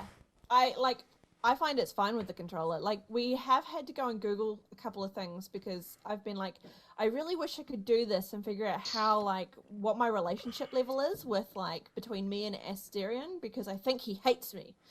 Turns out he's just neutral towards me. He doesn't hate me. He doesn't like me. He's just neutral. But because I was asking people who had played it on PC, they were like, oh, well, we just go to this menu to go and find it. And I was like, all right, but I don't have that. So we had to like Google that and find it. Aside from that, it's actually pretty straightforward. I'm playing it through without actually going and looking things up and just doing whatever the fuck I want. If I like someone, I'll help them. If I don't, I'm like, nah, I'm just going to kill you now. That's right. It works. I'm not the biggest RPG person, but I'm curious, like, how I would enjoy this. Like, or whether I would enjoy this, knowing what kind of games so, because it's kind of like, so you know how Cult of the Lamb has the 2 aspects of different games, and they've kind of combined it. This is kind of like that, because it's like part visual novel, part pick your own story path. A little bit is like RPG where you have your turn-based attacks and stuff, which is exactly what you have in D&D, right? Because you play on initiative. Then you also have this massive open world adventure. We can just run around and do whatever the fuck you want. Like there is actually people that have gone through and like done stats on this, and the majority of people actually spend the most of their time in the game in the first act. Because there is just so much to do in that first little section. And I haven't even left, and I'm still running around I'm just looking for things. Throwing a bullet for a dog. Yeah, throwing a ball for a dog. Yeah. He's always safe, though, because he's in my camp, so you know. You can bring him with you, though, actually. You can bring him out as a companion. I don't want to do that. I don't want sounds to get dangerous. Hurt. He's fine. He's fine. Protect Scratch. I believe he technically counts as a familiar, so you can resummon him even if he dies. So I believe he's that's kind of cool. Okay, I like that. That's not too bad. I feel better about that. I will just put an anecdote here, is that I discovered a scroll for to summon, I believe it's like a Quaslet. Yes, which is I found that too. Which I taught to Gale the wizard so he can continually use it. Cool. And it summons a Quaslet called Shovel, who is incredibly foul-mouthed and belongs to some sort of alchemist necromancer. But you can change their name to Basket or Fork if you want. Oh. And so every time you summon it, it's like, hey, so who are we murdering today? And I'm like, okay, how about you just calm down? Yeah. Can I feed the dog fireworks? No, you cannot feed the dog fireworks. Damn it. No. The dog will give you stuff, though. Like, occasionally when you come back to camp, the dog will He'll find things. He'll find things. Be like, oh, hey, there's a potion in his mouth. And someone said the most unrealistic thing in that game is sometimes the dog will just give you a whole salami, and you're like, there is no situation in which a dog would ever relinquish a salami. He would eat it. Surely, absolutely. like. There is also another salami. You just give the salami back to the dog. Yeah, exactly. Yeah. Someone was talking about their honor mode playthrough, which is like the Iron Man one save hard mode. Yeah. They ruined it by playing with the dog because they threw the ball and it accidentally hit one of their companions, and suddenly everyone got into a huge fight and died. Oh no! It's just so great. Things that can happen in real life. Yeah, 100%. Yeah, absolutely. You could say one thing wrong and shit hits the fan. You're like, oh fuck, I didn't mean to do that. And you got murdered over a tennis ball. Yeah, like my pet peeve, and this is the only thing that really fucks me off in this game, is when you are like trying to target something and it targets one of the other characters in your party and you end up talking to them and you don't want to fucking talk to them. And I'm like, I don't want to talk to you anymore, Asterion. Just shut up. And you have to go off. Two very helpful things there. You could use the D-pad to quick target between stuff, and you could hold down A to if you need to select something. Very useful. But yes, I know these things, yes. But I am often like turning, it highlights to select that thing, and I press A and it'll just jump and select talk with one of no, I'm trying to fucking open this box. Yeah, because they've just like walked in front of me and I'm like, dude, no, leave me alone. That annoys me, but it's a minor inconvenience as a whole because I love this game. I knew I would. I absolutely love it. I'm probably going to continue to like wander around the Underdark for ages until I'm ready to like go back up and like explore the top part. But I'm at the moment where I'm like, I just want to keep leveling up a little bit more. And I have done quite a bit on the surface. So I don't really want to go back until I've got at least one more level, because I'm currently at level 4 with my party. And I'm like, okay, this is reasonably good. I know I'm in a good spot, but it would be better if I can get up to level 5, because then I get more spells and it's just better. But because I'm going on all my knowledge of playing D&D in real life, I'm kind of using part of that alongside the game, and that helps quite a bit. The only thing I would like to do is I'm definitely going to play this through multiple times. Like, I have my save that's just my game. Me and Matt have one that we're doing together as our joint one, where we've decided we're just going to be bastards the entire time and just do everything like... Pick all the evil options. Yeah, pick all of the evil options. Well, make sure you throw the ball at somebody. Oh, don't worry. There won't be any companions left. They're all going to be dead. I'm going to eat them. Yeah, it's all going to go downhill.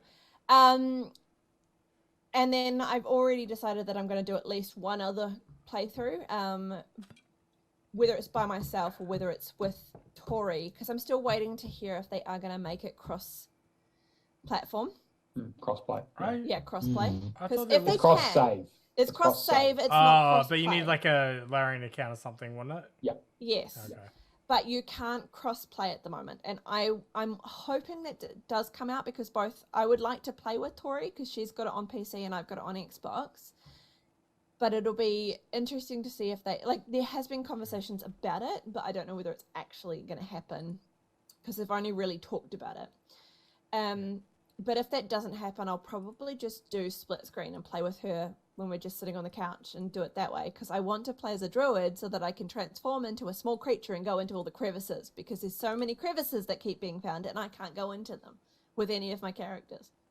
And it fucks me off. But, like, that's a minor inconvenience. I still love this game. I will continue to love this game, and the more I get through it, I'll have more to talk about. Because I'm still in Act 1. The whole time you're talking about the dog, all I thought it was Seymour. Out of Futurama.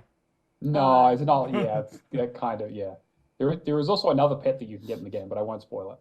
No, please don't. Okay, cool. But yes, I totally echo all of those sentiments. I think the game is absolutely fantastic. And I think, like Cameron, I think you would actually like if you want to do an RPG month, that's the one to play. Cyberpunk's just like a little Cyberpunk's not even an RPG. Cyberpunk's not even an RPG. It's a first-person shooter with RPG mechanics. That's not an RPG. Like RPG. What is your thoughts on narrative, Cameron? There's a lot of talking. I mean, look, like it's. You can skip it. But how do you feel? How do you feel about BioWare games, Cameron? Yeah, that's okay. Yeah. Yeah, I hate BioWare games. The other thing that I have that I find hilarious, and I don't know if Matt's found it, but I found it, and like I've told him about this. So I have a helmet that I'm wearing currently on my character, and my flatmate Chris hates it. He's terrified of it. He thinks it's the worst thing in the entire world, and why am I wearing this thing? It's a mask from Divinity 2, and it's got the 4 faces around it, and it covers my entire face in this metal, and it gives me a level 1 shapeshift spell. So I can shapeshift into like quite a few different options, but any humanoid that's available within the game, I can shapeshift into it by wearing this helm. But it does look quite intimidating, and I've had it since about level 2. I still don't know how I found it. It's from the deluxe edition. Oh, it is? Oh, good. Yeah. Yeah, I've been wearing this from the beginning, and I love it. And the fact that we can get like, there's a couple of other things by having the Xbox version as well. We get a special green dice that we can choose, so we can change our dice to be this like lime green acid dice, Xanatha dice, which is very cool. And I've already had people be like, oh, how did you get that dice? How did you change your dice? I'm like, well, buy it on Xbox. Do they have metal fluffy dice? No.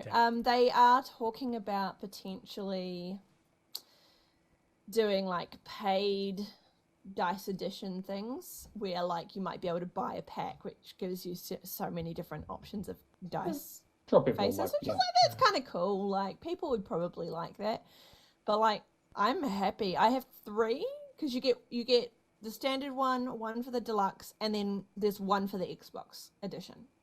I believe there's also one for PlayStation as well, which is a blue dice. So it's and there's also one other you get for finishing the game on a mode, which is gold. Yeah. Gold ones, I'm surprised they wouldn't have added. Like, I mean, the game's been on early access for God knows how long. I'm surprised they didn't add more. They are they're in talk. They've been talking about it. Yeah. You'd think they would, but I think they're talking about it. And the information that I found through Reddit was it's just a pot plant. It's fine. It didn't have it didn't have a plant in it. I just knocked it over. They've been talking about it, but it's going to be like a paid thing. So it'll be like the microtransactions almost. But I think the idea behind it is that you'll buy a pack. So you'll buy 5 different dice skins or something like that. I mean, that is one of the joys of D&D is collecting expensive math rocks. So at least that's realistic. Where's my... Oh, hang on. No, it's not. Guys, it's always the same with these D&D players. 100%. Okay. No, show me your dice. This is my bag of dice. Oh, God. I also have a very cool skull dice roller. It's very cool. But I'm not kidding when I say I have a lot of dice. And anyone who plays Baldur's Gate would love to have dice skins. You will get people who will buy them because I have bags upon bags of dice in here. And a very cool giant dice that's like rainbow. There's a stress ball dice somewhere. Dice. Yep. A lot of D20s. Yeah. So there's a lot of dice. The only time I get close to dice, do you know Adventures in Arcadia? No. I don't know them. No. TikTok account that does basically roll for sandwich. Oh, okay. That's the closest I get to like dice because it's just, let D20 just like decide all your sandwich toppings. Dice Guardian, who's a You can't quite see what he is. Is that going to focus? Probably not. No, he says squid. He's a squid. Yeah. Squiddy. Yeah. Yeah, give us dice. Give us dice skins. I highly recommend Baldur's Gate as well. Yes, I do. Get around to it. It's expensive but worth it, I think, for the amount of game that you get and the fact that you can literally just continue to play this game. I'm just worried that I get 10 to 15 hours in and be like, this game's not for me. I think that if you do a playthrough on easy, like it makes the enemies a lot dumber, and it doubles your health. So like you can like afford to make mistakes, which is really helpful. And it like it but doesn't. Am I going to find that too easy and too boring? No way. Okay. No. Like if you're because the thing is like the game is so like the game is difficult to start with, especially like if you haven't played D&D before. Thinking about like how things work together and like synergies and that kind of stuff takes time and how to balance your experience. party between each character and that kind of jazz. And from like a first playthrough to like a second playthrough, like you'll notice like complete differences of like actually this is the party. You'll probably do the first playthrough, but like builds this is the build. I was like, hey, I'm just going to level this up because I think this sounds cool and I like these characters. Your second playthrough will be like, okay, I'm going to have this rogue here. He's going to have this ability. He's going to be this. Like it's. These are the characters I want in my party. There's a huge amount of depth in there. And I think that's my only real complaint. And it's not something that you can do anything about, really, is that the early game experience can be a bit overwhelming. Yeah. Because it kind of is like, okay, hey, you need to pick a class. And you're like kind of like, okay, what's good? And you're like... Yeah, and if you don't know anything about D&D before doing the character building, that's quite tough. It can be a little bit tough. But yeah. There's lots of resources online. There is a massive Wikipedia that I do occasionally go into to just check things. And the one other thing is that you can respec pretty much as much as you want. Okay. Like it's really you can change the look of you all the time. You can also get new people into your party, so you don't have to use the party members that they give you as part of the storyline. You can actually go to a character called Withers once you've found him, and you can get party members through that if you have a gap in your party. If you need like fodder, or if you're like me and you lose Lizelle at the beginning because you don't want to fucking save her. Yikes. She ran off. It's her fault she got killed. All right. I think we've been in Baldur's Gate for a bit. Yeah. I'll have a look at it. I have been playing. I started We Love Katamari reroll plus Royal Reverie. No. You love Katamari. I don't like Katamari. No, we love Katamari. All right. I hate Katamari. This game is so fucking good. I don't know how true the story is, but this is the story I always heard, was that the creator, when he created Katamari, everyone was like, this game is the most insane shit I've ever seen, but it's also amazing. You need to make another one. And he's like, no, like I literally made it as like, it's literally an allegory for capitalism. It was a GameCube game originally, right? PS2. Oh, okay. So same era. Same era, yeah. And it was like, hey, he's like, I made this as an allegory for capitalism. Like, making a sequel to that literally, it's Yeah, so go capitalize on that. Yes, exactly. But people will just bug him about it because they're like, Katamari's so good, you need to make another one. And so he finally acquiesced and made We Love Katamari.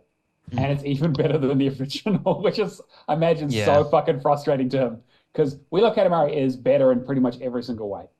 I like the levels more. The music is still. I think the music maybe in the original is probably still better, but it's kind of hard to look for lightning to strike twice on that. But yeah, the levels are better structured. It's easier and there's a little bit more variety. And the achievements are a lot better too. And there's also these extra little levels that they put in there where you kind of play as the King of all Cosmos when he was a little kid, and his dad getting him to do shit, which is quite cute. There's like 5 little levels. I love this game. It's great. Like I finished it in just over 10 hours.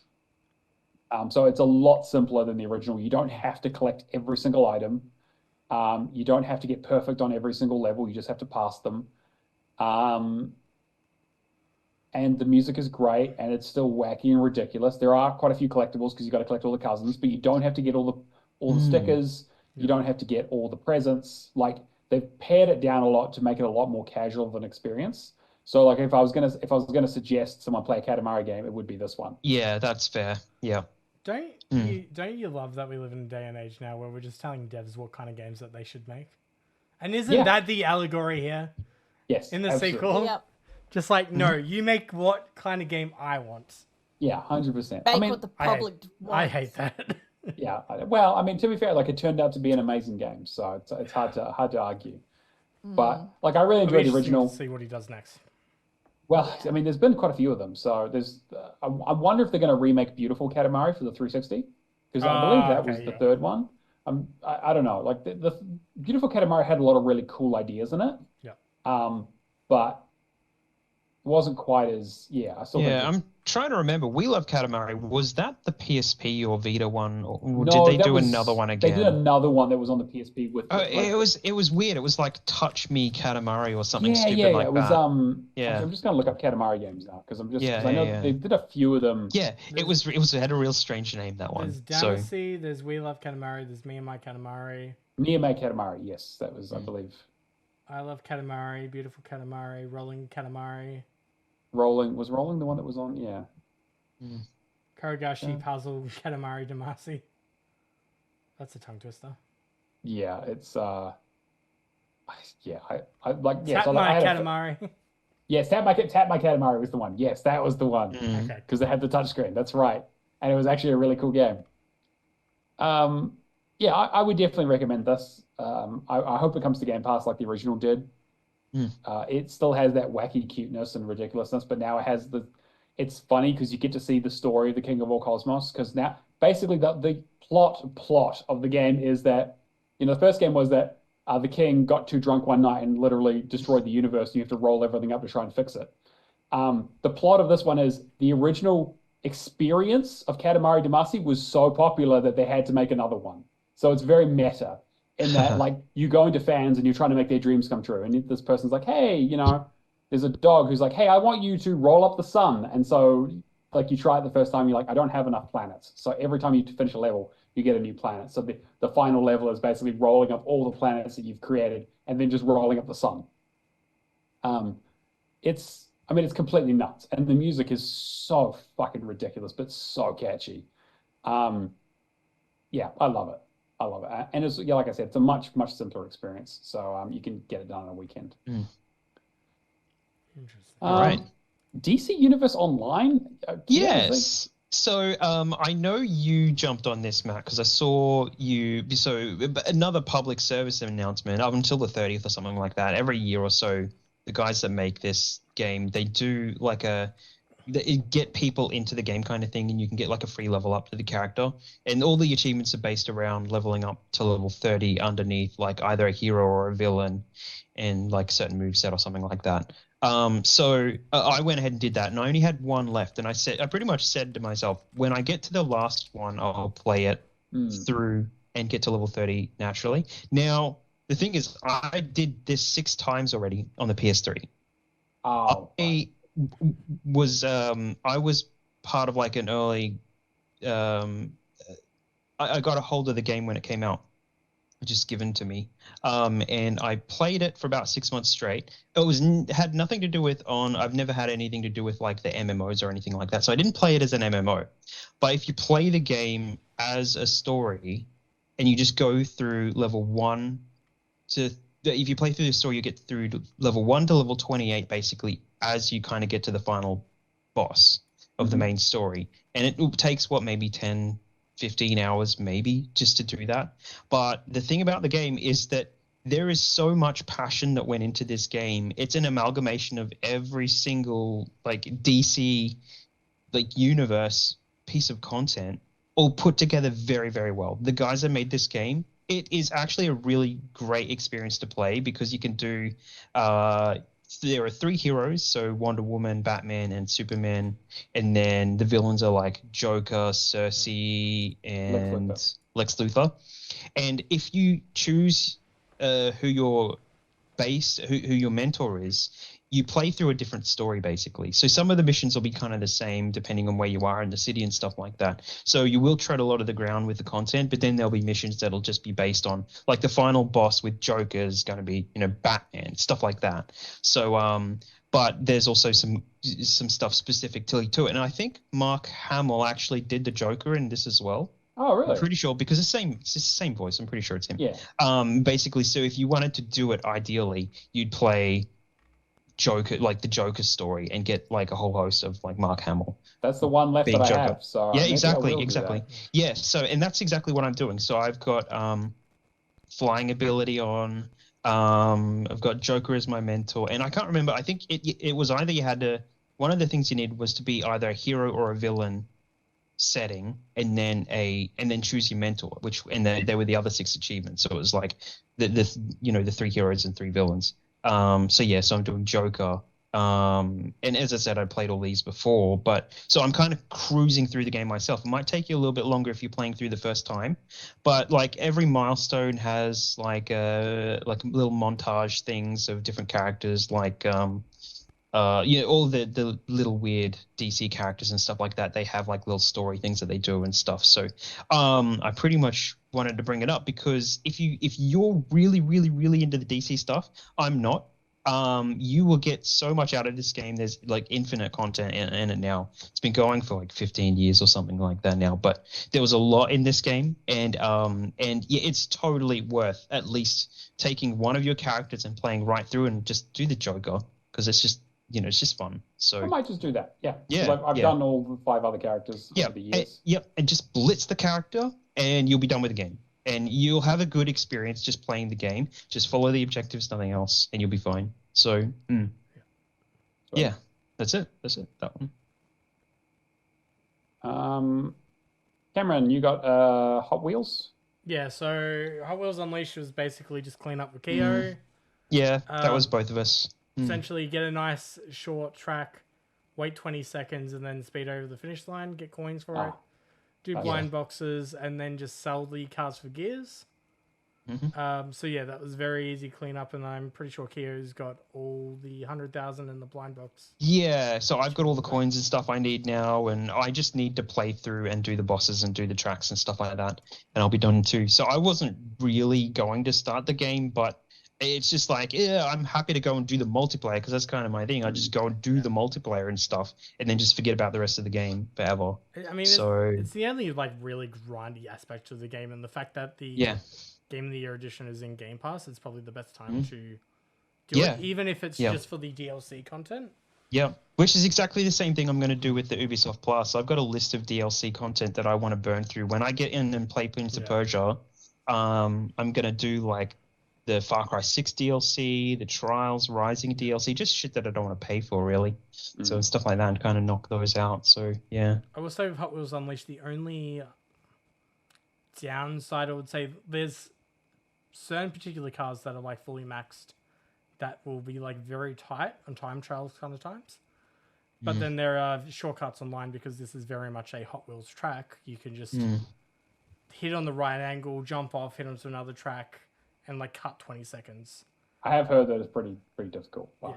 Yeah. There is like one race in particular that took me 2 hours. Everything else, once I had the right car, was pretty much like first or second try. Yeah, and you never got the fastest cars either, did you? I never got 24 hours is the most recommended one. Yeah, and I got that twice in the random rolls. So he did 100 blind boxes, same time as me. There's a wiener one that has like 4 boosts. That's the one I used for the majority of it. The Batmobile is pretty good. And then and there's a hot dog one as well, which I also got. Yeah, that I think you the never got as well. The hot dog one. Yeah. And then the only other racing game I'll talk about quickly is the Crew 2, which is a very. If you took the Crew 1 is all like, all right, let's make racing MMO. Yeah, we'll have like the story mode. We'll do 500 skills, get like platinum medals, meet 5,000 people. All these bullshit requirements. Yeah. The Crew 2 is go through, get these races done, hit level 50, and then take 40 photo ops. So like you'll fly by, because this is the one that added boats and planes in. Oh, right. You'll fly by a tower and then you'll take a photo at the right angle where it has like the requirements start to be grayed out so they can be achieved. I blitzed through this so fucking quickly compared to the Crew 1. Yeah, I finished off with the photo ops mode. Very, very easy completion. TA has it like 60 to 80 hours. 40 to 50, yeah. Oh, 40, 50. I think Motorfest is 20 to 30, if I'm not mistaken. Gotcha, okay. But I think the Crew 2 was... I think the Crew 2 is easiest just because of the Crew Motorfest, you got to worry about the getting into that PvP Battle Royale mode and that level of bullshit. Great game. I think the Crew 2 was probably the best one in the series just because of how simple and easy to understand the requirements are. Maybe I'll pick it up, get Ubisoft Plus and give it a go. We'll see. Well, it's not going to get any content. I bet you this is another 10-year deal. Yeah, we find out the servers will shut down in 2028. And there's only 2 online achievements for that game anyway. Yeah, 2018, yeah. It wasn't that long ago. Or it was that long ago, depending on your point of view. 6 years, yeah. Yeah. All right. I will quickly talk about my last 2 games. Space for the Unbound. So Cameron has been recommending this. It was on our Game of the Year list, I believe, at number 10, I believe. I don't know if you still have the list. And we're winning Aria on from Toge next week as well. Which I kind of want you to repeat this exact same sentiment, if it's positive. Sure. Yeah, Space for the Unbound's great. I love this game. It, on the surface of it, is a relatively standard side-scrolling point-and-click adventure game. Kind of, do little mini quests, figure out little puzzles and stuff.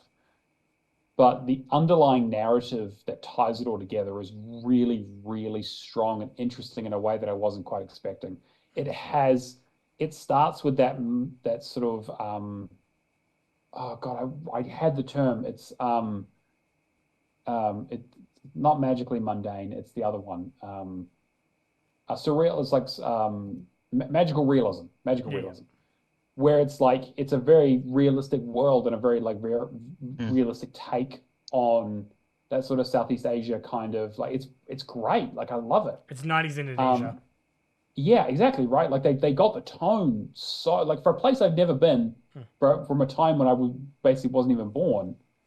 Like it feels so perfect. And then this kind of weird stuff as it starts happening as the chapters go on and it gets more and more involved and out of control and strange and interesting and introspective. I think it's great. My only minor complaints is that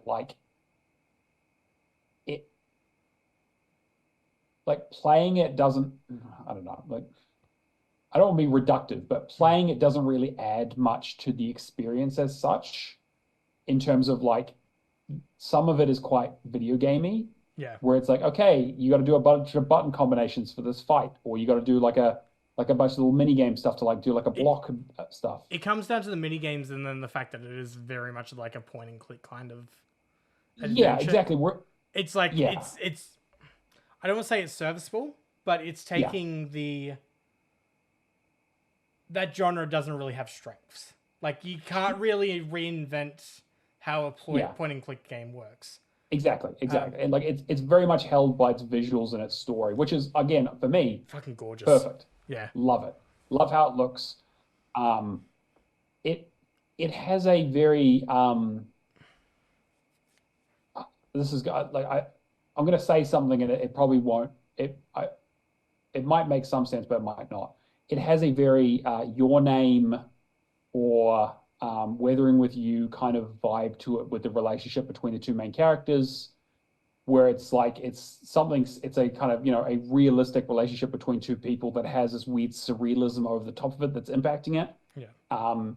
It kind of almost has Ghibli vibes, not in its visuals, but more in its kind of tone. Storytelling kind of. Yeah, the way it tells a story. It has a very fairy tale kind of esque feel to it. Yeah. But with a kind of more realistic edge to it, in the same way that Ghibli movies often do, right?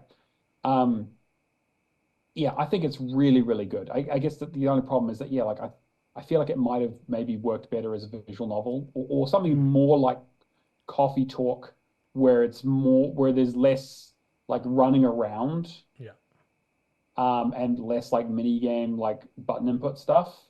But like I don't think don't it takes away from the game, but I don't see it like fitting to another medium unless it like was, for example, a movie. Like I think this story would be like 100%, perfect as a book or a movie.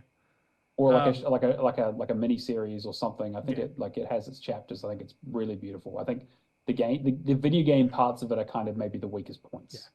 Yeah.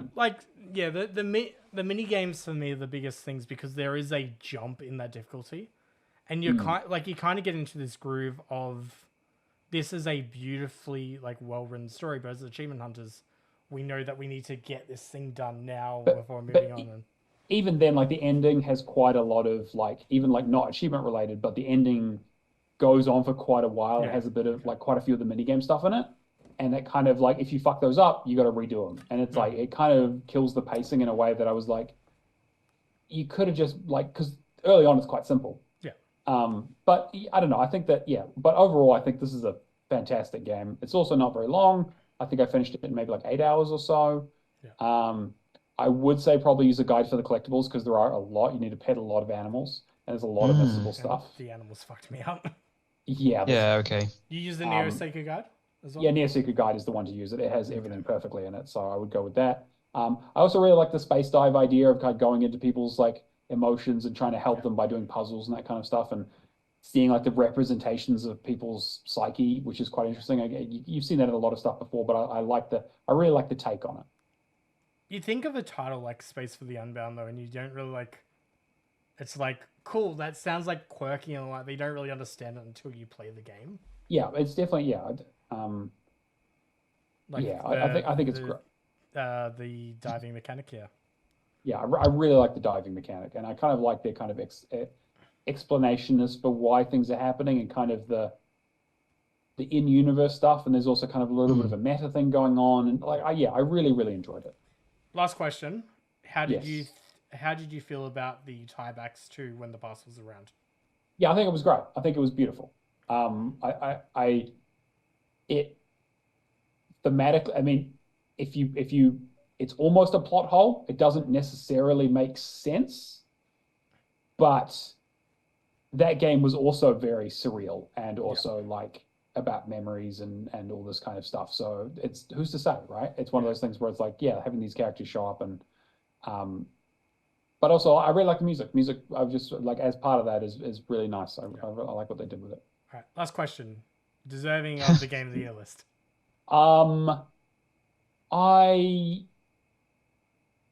Can you see why I love this game? Oh, I 100% understand why you would want to put this on your list. Yeah. I don't know if it would make my top 10. Okay. But I think it's an absolutely fantastic game. Like it would definitely, I would have to think really hard about it. Okay. Like I don't think it would be like an immediate like should be top of my list kind of thing. But yeah, I think it's beautiful. Cool. And it needs to fucking come to Game Pass and more people play it. Yeah, that's the biggest gripe I have with the game. Like, but I mean, like, fucking the fact that this game was recognized at the Game Awards. Yeah. And the fact that Toge went, we're acquiring Mojang. Yeah, and exactly. Yeah. Even this week, Toge has come out and said that they're not publishing a whole bunch of games, but they have like an industry fund. Like Chef Shift, another game that I was looking into that's coming out to Steam, which is basically Overcooked touch tapping, like Toge supporting now. Interesting. Yeah, okay. So, all right, well, check it out. Yeah. I also will mention the shovelware that I was playing was Those Who Remain, which just recently got added to Game Pass.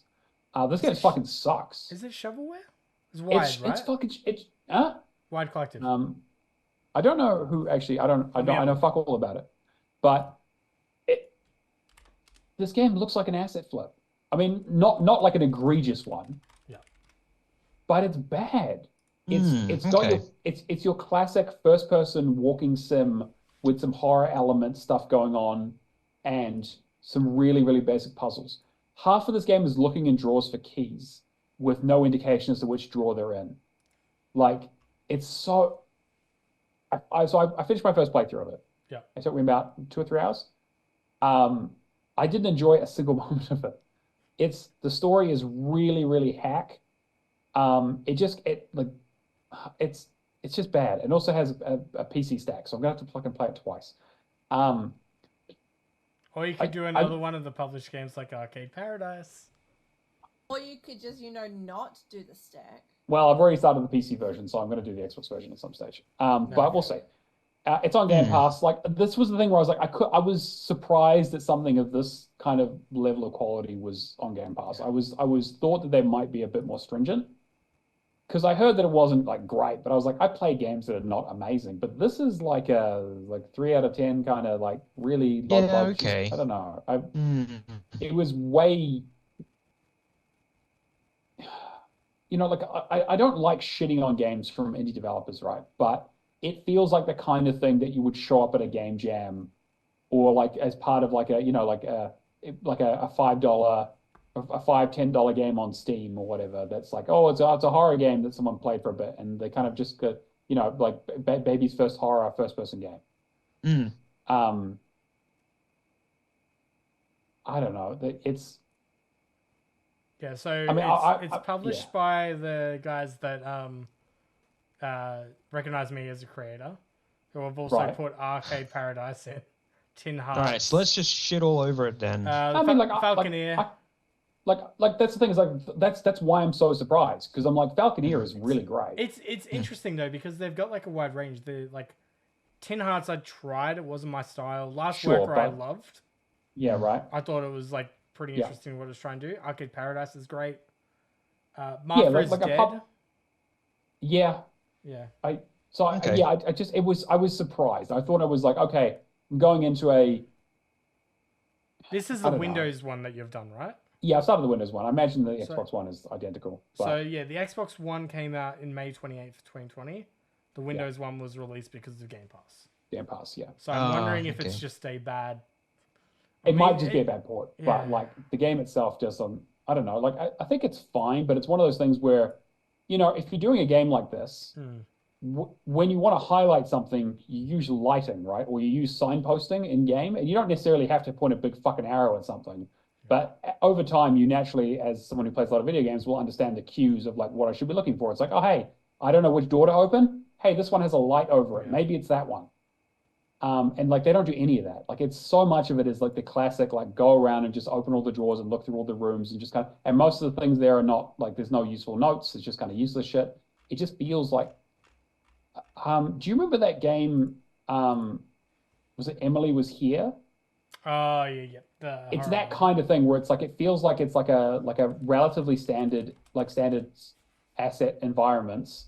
And it's kind of like, just search the environment and kind of figure out the puzzle without like a lot of guidance. I had the exact same problem with Shadows of Rose in Resident Evil. Yeah, okay, I can see that. The third person. Yeah, with nothing was highlighted. It was really dark. You could only see in front of you. Yeah. Emily Wants to Play. Emily Wants to Play is the one. Yes, that's the one. Yes, and it was that kind of thing where not quite that bad. That game is actually fucking shocking, but it kind of has that feel of like a relatively low budget kind of like what genre is this? Like, is this? It's like a horror puzzler, because the whole thing is that like you have like stalkers that come after you and you kind of need to hide and.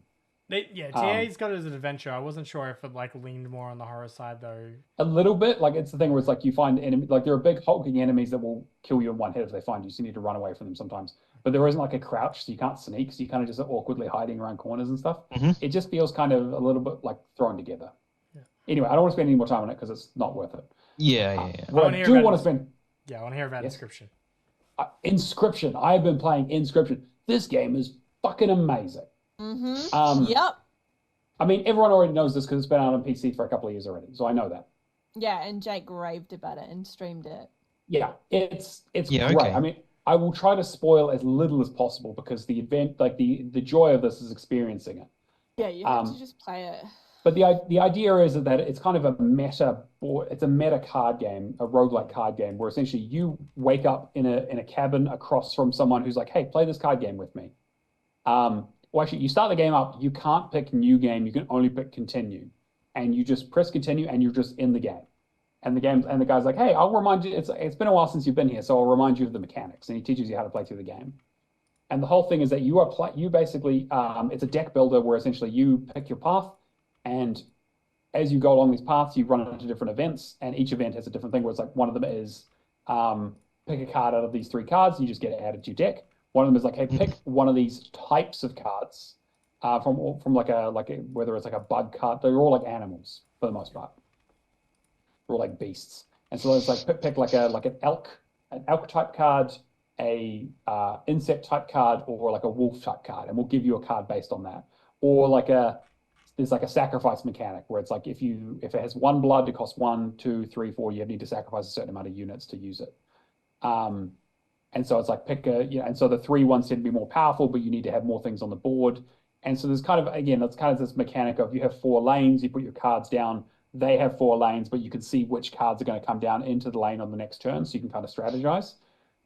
And so you kind of build your deck, go through these journeys, and then there's a bunch of bosses that you hit that will test your abilities and kind of have different interesting mechanics.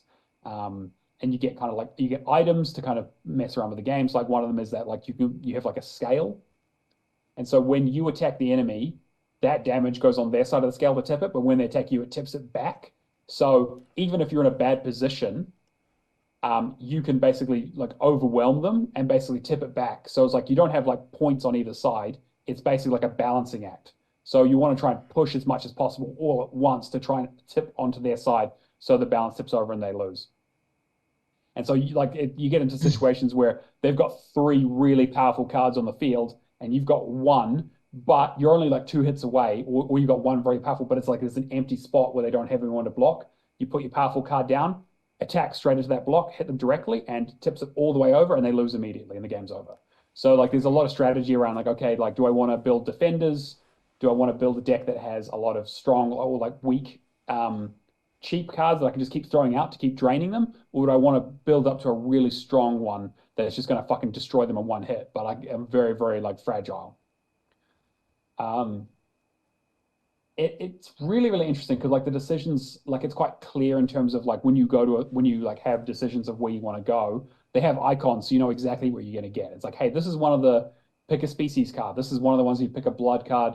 Here's one of the ones where you pick a death card. So every time you die in the game, your guy basically takes a deck and he says, okay, pick from these 3 cards what the cost of your card is going to be.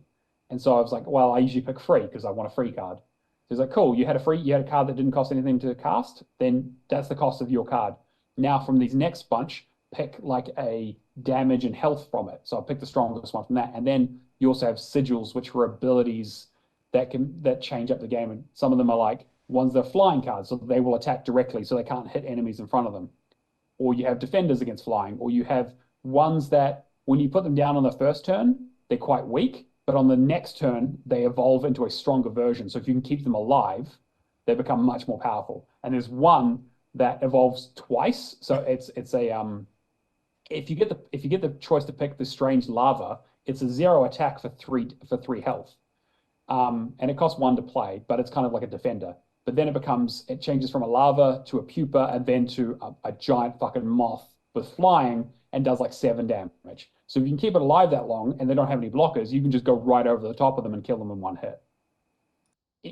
So there's like so much variety, and you have things like you can like certain areas you can sacrifice someone with a vigil or a sigil and put it on a different thing.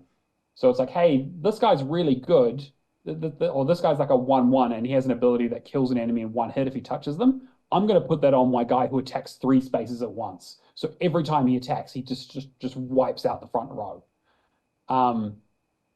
It's fan-fucking-tastic, and it's really tactical and interesting. But the cool part of it is that eventually, like the first time you lose, like the guy's like, okay, get up. And you're like, what? And you're like, yeah, just press back on the right stick. And you get up from the table and you get to wander around the room and look around at stuff. And there's like secrets and shit. And he's like, oh, hey, I need you to go over and grab this thing for me. Can you go grab it? And while you go over, you're like, there's a clock over there. And it's like, and there's a wolf trapped in a cage, a wooden like carving of them. And then there's a squirrel holding onto a knife. And there's all kinds of weird shit in the room. And so you have the ability to kind of go and explore and look at stuff. And as you kind of figure out the puzzles, you get like new items and new cards to make the playthroughs easier and that kind of stuff. And so the next time you run through it, you're like, okay, actually I'm more prepared now because I know how the game works. And if you can see my background there, you can see you have like 2 candles there and that kind of stuff. So you can get abilities to like augment. When you get to a boss, for example, he's like, hey, you get 1 life, so I'm taking away your extra life, but I'll turn that into an extra card that you can use for this round, and that kind of stuff. So it's really, really interesting. And I know that once you finish the game, you unlock like a modifier mode, which is like you can add extra additional challenges on top of it, which I'm really looking forward to doing. But it's like but there's also something else going on, because it's kind of like you kind of have this like meta story about like why you're in the cabin in the first place and all this kind of stuff. And I don't want to say any more than that, because it's very, very interesting. I mean, this is the David Mullen's game, so if you played like Pony Island or The Hex or anything like that, you'll kind of have an understanding of the kinds of games that he makes, and like how he likes to turn mechanics on their heads and change things up and like fuck with you a lot in a way that's like, oh, cool, I thought I knew how this worked. No, you don't, buddy. I'm going to throw something brand new at you that's going to change everything. So, Man, highly recommend it. Honestly, there's just so much more to this game than you realize. Yeah, there's so much to it. I was gonna say, I'm so waiting for the pros at the boss fight in Pony Island 2. Yes, yeah. We nearly need a viral month where it's like word of mouth plays something somebody else said that they. Yeah. Yeah, 100%. I've got so much. I've been playing so much of this stuff recently. Yeah, viral month. Each person in Discord can make 1 recommendation, and you pick from that list. That's a great idea. Yeah, so I'm really, really enjoying it. I'm towards the end of the game now. Yeah. So I'm really looking forward to unlocking that extra mode to kind of like up the challenge and like turn it into like a real roguelike kind of thing. How far are you in, like hour-wise? I don't know. Let me have a look. It's quite decent, I think. It's like a 40 to 50 hour length for the completion. I was just wondering. Yeah, but I think a lot of that is that challenge mode. Yeah. I'd say probably like maybe half of that. I'm just trying to see if they have an hour count on this. I'm 12 hours in. Okay. And I think I'm right towards the end. So I think it's probably maybe close to 15 hours. Yeah. No, that's cool. Yeah, but highly recommend it. Anyway, I know I've been talking a lot, and we're running a bit long, so we'll move on. Cameron, do you want to read out the leaderboard? Yeah. So leaderboard, we have Kruger with a lot of X's in the middle of those letters. 6,510 in 3rd place. Martel, 18, we have in 2nd place with 7,230. In 1st place, we have a Grey Shark at 7,850. Good job, guys. All right. Completion shoutouts. Yep. Do you want me to keep going? Yeah, or Char, actually, do you want to do the completion shoutouts? You don't have it? Kia, I can do it. Yeah. Yeah. So Baron von Neumann did Doom Eternal and 40k Darktide. Anubius did Yu-Gi-Oh! Master Duel and Smite. The Moonsom did Ben 10 Power Trip and Palworld. Aftos did Call of Cthulhu, and Bottle of Sharks did Doom 64. And Rapture did a whole lot of baby games. Yeah, as always. Baron von Neumann has been just fucking putting up completions, like difficult completions. Hard stuff, yeah. Yeah. Actually, did we do Baron the multiplayer with that? I think we did. Can I just say, shout out to Baron, because Baron is like the anti-Neo of the Discord server. He does. What do you mean? He does the hard completions that you're not willing to touch. That's fair. I mean, I've completed a lot of the same games. I'm not going to do Darktide because that game. I was going to say, but I will do Doom Eternal. I will finish Doom Eternal. But yes, anyway, word challenge, everyone's favorite competition that no one's fucking done any guesses for. I guess maybe I made the clues too hard. So basically, if you don't know, on our Discord, we have a channel called the Word Challenge where you can go in and guess a game. I've set up a GIF to go off in one of our bots once the game is guessed. And then you win a prize if you guess it. Each week I give away a clue. The first clue was this game is from a European developer. The second clue is this game has DLC. And the third clue is, nice big one, this game is free to play. So that should narrow it down quite a bit. Yeah. So good luck to everyone. Go on and put your guesses in the channel. I will update the bot to have the clue when they're on Tuesday when the episode comes out. So you guys get a little bit of an advantage if you listen to this early. So good luck to everyone. All right. Patrons. Patreon.com/HallofGames if you want to help support the show. It helps pay for Zoom, which is coming up next week. And all that other kind of stuff, because those bills get quite expensive, so we reinvest all the money straight back into the show. So a huge thank you to Lee Howard, Mikhail KV, Natola Nader, Mad Lefty, Admiral Awesome, Happy Moogles, Kung Fu Skills, Hack and Pone, Cavalier 07, Old Mate Clown, Mark B, McLovin Legend, Mace J, Left for Legacy, and McNulty. We literally could not afford to do the show without you guys, so thank you very much. And as always, we do the show live on Twitch each week. Xbox Hall of Gamers is the place to find us. A bit of a quiet week this week, but we'd love to see some people in the chat next week. Come say hi, hang out. End of Jan, people are probably getting back into the People are busy, yeah, I totally understand. It's also a Friday night. It's a busy time of year. Friday night, it's Australia Day. People are probably it's Australia. Australia Day. Aussie. Oh. No. All right. Well, that's going to bring us to the end of episode 108. A huge thank you to my guests and co-hosts for being the most wonderful people on earth, and Cameron. Hey, and fuck you too. Who wants to go first? Who we got a shout out? Char, have you got anything going on? You got anything to? Well, I mean, aside from the fact that I changed my gamer tag and just didn't tell anyone that I did it. Yep, they'll do it. Yep. So it's now Char has names. Yep. Oh, fuck. Because... Char has many names wouldn't fit. Yeah. See, I love that Discord tells you like all the different names in the different servers that you There's a lot of them. Yep. Fuck's sake. So I've just leaned into this. So like, if you find me, I'm under multiple different options. The Char with many names, the Char has names, Char has names, Char with names, the Char with names, and Charmandosaurus_Rex. Does Palworld have a Charmander ripoff? I'm sure it does. It's got Probably. I need it. Oh, Kia, maybe. Kia, that's your homework for the week. I'll find out. Yeah. There's a boss called Marcus, and I'm like, is that the Phoenix? Like Marcus Phoenix? Get a screenshot when you find the Charmander and just tag me in it. And then just put your face onto it and put it on social media. Yeah. Cool. I'll Photoshop it. Keo, what about you? All right. So you can catch my Resident Evil streams, and including Resident Evil 0 coming up at Keo Live at Home on Twitch. You can catch the notifications for the streams on Twitter, and you can also see the VODs for Resident Evil 7 and Resident Evil 8 and everything that goes up on HDFG Play on YouTube. And now I'm doing short little, highlight reels from the streams on Instagram now, which is really good after each stream and stuff like that. So, and that is it's at Keo Live at Home as well. So amazing. Cameron, what about you? I know you're busy moving and stuff, so... Should I say you on pretty much everything? I am currently sitting at 996,721, so I'm going to try and hopefully set up Wolfenstein The New Water on 360 for my 1 mil. Nice. Fantastic choice. And I'm Neomaster and everything, True Achievements, Xbox and Discord. The podcast is pretty much all I do, so this is where you'll see me. I'll have more to talk about next week with some another random selection of games I've just grabbed. Really thinking about picking up Ubisoft Plus, actually, mate. I'll do that. Prince of Persia, Motorfest. Yeah. We need to talk about that a little bit. Good idea, actually. Yeah. Next month I'm going to get that, I think. It might be a February thing. But that's been episode 108. Thank you all for joining us. We will catch you guys next week. See you later. Bye, everyone. Peace out.